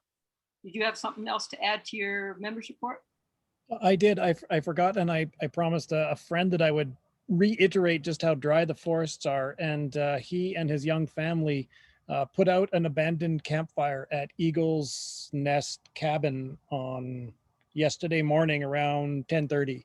And they met another friend of mine who rode out to phone the fire service. As you can imagine, the fire service was too busy to come and take a look at it. They did feel that they put it out with what water they carried in and the dirt that they could kick. But yeah, we were just, everybody's a little bit freaked out that somebody is so obtuse to abandon the fire when we're breathing smoke. So just, I promised I'd reiterate that it's really dry, and please be smarter. Yeah. Okay, thanks. Janice. Thank you. It's a bit of a recap for council, as I sent a note out for our information package, but I wanted to review that just for the public about the vaccinations. I attended the only thing, it's been quieter because it's summer, so the only thing I've really done is June 23rd, I attended the West Kootenay Hospital board meeting. We're currently at week 28, or we were then, so we'd be week 30, 31 now on our vaccine rollout. There are no current outbreaks in the entire IH area. As of the 23rd of June, 67% of people in the whole IHA area, 12 years of age or older, have received their first vaccine. 27%, 12 and over, had received their second. And I did notice that the Trail Clinic actually had drop-in for second vaccines over the last few days. So it looks like a lot of people are doing that. Regional goal is to have 80% of all people 12 and over vaccinated. Current up till the 23rd of June, Interior Health had provided just over 700,000 vaccines, and they have no indication that there's any shortage or problem with any of the supplies of any vaccinations coming into the area. So, so if people are saying, "Oh, we're not going to be able to get," they have no notice of that. So that would be another Roslyn rumor, and that's all I have for tonight. Okay, great. Terry. Thank you. Just to again mention the meeting that I attended with you and Councillor Spooner with the hotels. I did that, and I just wanted to double up on Dirk's warning about the bush. You know, I think forestry used to shut down firewood gathering, and I worry about dirt bikes, you know, people laying a dirt bike down on the, and we are, I attend emergency response meetings every day across the province in my day job. And we as a community need to take every opportunity to warn people about keeping the bush unlit. So that's it. Okay, you know, we'd actually sent I'd sent an email to Katrina Conroy's office asking about at what point do they shut the forest down, right? And she sent back some response. But one of the things, Andy, we had talked about this a little bit, if we wanted as a council to send a letter to just sort of, you know, say, hey, we're really concerned about this, just expressing concern, you know, or not a letter necessarily, but an email, whatever, we can certainly do that. You know, I just asked for information, and they have their criteria for shutting the forest down, but it's, you know, it's kind of after the horse is out of the barn in a lot of respects. So, Andy. Yeah, and I would like just to add to that. I had made that inquiry with Kathy a week or so ago, and noted that because we live on the start of the rail grade here, we're seeing a tremendous amount of motorcycle and ATV traffic going out into the back 40 here, mostly heading south, which for us is right now is especially critical. So the Maldy Creek and all the trails up in there, the Maldy Creek, the gas line road out to Violin Lake, those areas are if they flare up, the winds are coming from the south, southwest, and boy, we are very vulnerable. So I don't know what more can be done, but there is a lot of traffic this year, more than we've experienced living right here on the rail grade in a lot of years, to see that amount of motorized vehicles accessing the trail. Sure. Yeah, I just caution, I see a lot of people talking about closing the bush, but you know, I mean, most of the users that Andy's talking about are conducting unauthorized activities anyway. You know, what makes you think that they're going to obey some other guidance that put out there? They're not even obeying the guidance that exists right now. They're trespassing on all sorts of places and riding in places where they're not supposed to be. Whereas closing the bush would mean that, you know, law-abiding, low-risk people wouldn't be walking their dog around on the Centennial Trail. Yeah, I don't know if I certainly don't know what the answer is for stopping people starting fires and riding around with dirt bikes without spark arresters, but you know, I don't think closing the bush is necessarily going to be the answer that people are imagining. Terry, did you have anything else? Okay, Chris. On the 24th, I attended Heritage Management Group meeting and a conglomeration of everybody. Tourism Roslyn mentioned to shout out to their kootenayroadtrip.com, which is a website that's inviting many people throughout the Kootenays to the local communities. The Arts Council, we had a good discussion on getting back to the heritage management plan and taking our heritage management group to that avenue and reinvigorating that a little more. And it was a good opportunity for all of us to work together on what we can do individually as groups to focus our intentions, the group's intentions on those items. On the 24th, I also attended a museum board meeting. They're reopening with their safety plan, 50 people max. Their golf tournament is Saturday, August 28th. So if you could please remember to show up for that. And the renewal projects in a little bit of a bind when it comes to some of the funding. So there's a possible postponement to early next year, but we're working on trying to fix that. Vandalism around town has been a little bit of an issue with the plaque on the by the Olis statue was vandalized, as well as a couple of other heritage plaques around town. Thanks, Scott, for attending to that. I think we're in the process of getting that plaque put back on. And then just working on some memorandum of understanding is kind of a technical term, but on ways that we can work together with the arts community and the heritage community and the museum to just better integrate our efforts. And that's it for now. Okay, thanks. So I had a bunch of stuff going on. I appreciate that Councillor Spooner has stepped forward to take the meeting with Flinro for the forest input session. That'll be good. The government does say they have 20 intentions for redoing the forest management plan, so that's good. Modernizing forest policy. I did my regular Zoom with mayors and chairs, meeting with IH personnel, and the report. I just got the report today from the last meeting, and it's going to be in your info packages.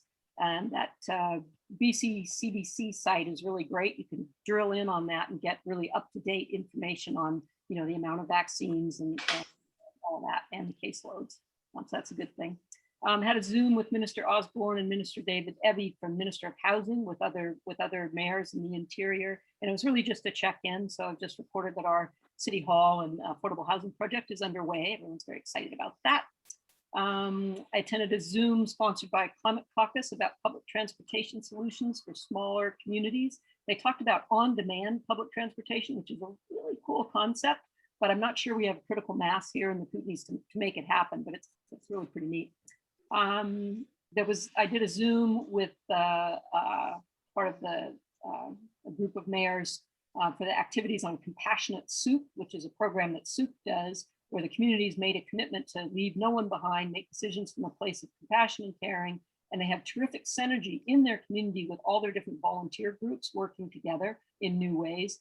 It was actually really pretty cool. If anyone wants to see the link, send me an email and I'll send you a link to the recording. The 100% renewable working group met. There was a brief update on progress, and we decided to submit an expression of interest to present at the AKBLG. So it's probably going to be me and Dirk and Paris from the RDCK, and hopefully include some short videos from our other partners about the 100% renewable plan. Slocan is about to adopt the plan. In fact, I think they're looking at it tonight. And Fruitvale, who came late to the party, is going to get their plan together, hopefully by 2022, that the other communities have adopted. So I've had a number of requests from letters of support. We've covered some of them tonight, but one of them was from Community Futures of Greater Trail. And this is for the emergency preparedness plan for businesses. That's been a thing going on for the last, well, it's been going on since before the pandemic, actually. And we had contributed some cash to it. So now they're just looking for a letter of support for that, because they hired a guy from the RDKB, the emergency manager who had been there. And this is the first project they're going to do is set up a website that's a central location, sort of central repository for businesses to get emergency information in case of a crisis. And it sounds like a good thing. They don't want money from us, but they do want a letter of support. I've basically drafted one for them. And so could I get a motion that we'll submit this? Terry makes it, and Andy seconds it. Any discussion on it? Pretty straightforward. Also good to know the RDKB Emergency Management Group is strongly in support of this, because they realize that supporting businesses in time of crisis is a bit of a gap. So, okay, we'll take care of that one. Oh, and then the Eco Society had another request for support. This is also for a project that we have already supported. They just want the letter of support. It's in the info package. Yeah, I haven't sent that one in either. But this is, they're trying to do as part of the 100% transition project. They're doing outreach to low income and marginalized people to try and figure out what are their barriers to adopting renewable energy. So that's a pretty cool thing. So could I get a motion that we'll send a letter for that? So Stuart says yes, Janice says yes, all in favor. Good, okay, got that. And again, it's in the info pack. And then the letter of support that we voted on already for the active transportation and the master plan for the regional district. Okay. Oh, and then I did send the letter of support for the Trail Chamber for a regional tourism plan. We ran up against a deadline on that. So I conferred with Tourism Roslyn. They were in support of it. And we've sent that off. And then, oh, okay. So we had a meeting with the SNIA, and it was Janice was there, and Andy was there, and Stacy was there. And one of the things we talked about doing was getting a group of local government people together to listen to the SNIA story and do a little bit of research on that. And I had offered to organize that a bit. I don't see this as a budget thing. I see this as a sort of just a gathering of people. So I've written a letter. Well, it's a small budget because we would end up paying the SNIA people to come and do their presentation. But anyway, I would really like to do that in the fall. So I would like a motion from council to support me in organizing this event with our other, and this is just the East End 7 group. The Grand Forks is also in the area, but I thought let's just keep it small at first and see how that goes. So are you guys cool with that? Janice says yes. Okay, good. We're all good with that. That's great. I also met with the museum people to discuss First Nations and to talk about their interaction with the SNIA. And they now have a land acknowledgement that just says that that is the territory that we're on, which is quite interesting because some of the other communities around us include other nations, which actually wasn't actually their territory, but they passed through, or as we know from our conversation, they had other interest in the area. But that was interesting because the museum is now completely on board with this as well. I'm going to put a reminder in the newsletter for everyone to sign up with the Voyant emergency acknowledgement emergency notice thing that's offered through the RDKB, just because we are going into fire season, and if there was a crisis, that people would get alerted to it, and I think that's important. I was invited to participate in the Provincial MLA's Police Reform Committee input session. It was interesting. We had Gibsons and Creston on our session, the three of us, and had all kind of the same concern, which is the funding model when communities get 5,000 and more. So the MLAs were very interested in hearing that none of us think that's a fair way to do it. So that was good. We also talked about the need for more social and mental health supports for the RCMP, because they're called on to do all of these kinds of calls that are really social issue calls, not crime, and they're not prepared for it. So they need mental health professionals to be available for those calls. So that was something. And I had spoken with our local detachment before I took that call to make sure that their concerns were expressed as well. Staff has recently met with the Wild Safe BC provincial coordinator and our local rep, and then I had coffee with them. They're very excited about working on a proposal which will come to us, come to staff. Staff will bring it to us to get going on a bear smart community plan. So I think that's great. I had our Water Smart ambassador come to my house and do a water analysis of my garden. I recommend it. It's good. She has good information to share, and you get some freebies, so go for it.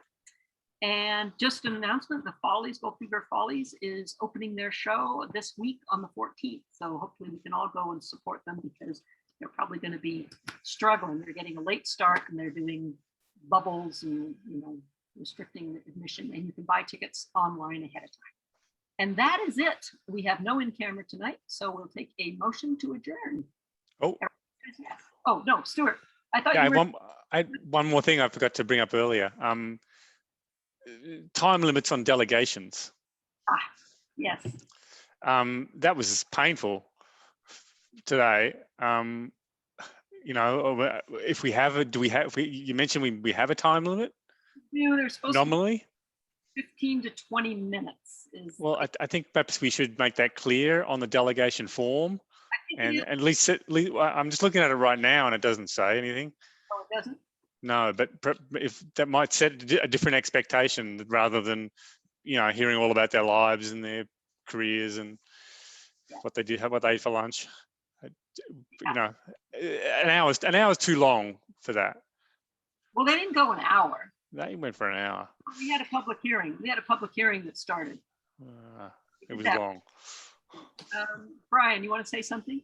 Yeah, just that it actually is on the very first page of our form. It says it's 15 minutes, and that's in the bylaw. So okay. We provided information to all delegations prior to them coming to council, and then it goes into council realm. Sounds like it's on you, Kathy. On me. Okay, so maybe like I say, try and say 2 minutes for public input. I have to say 15 minutes. You do. I would say because the first thing that happens is that staff talks to them about their presentation. Maybe staff can help and reiterate that to them as well. Because it's hard when someone's gone to the trouble to make a presentation to bring it to us. If they've missed the small print, we can try. But you're right, it was longer than 15 minutes for sure. So.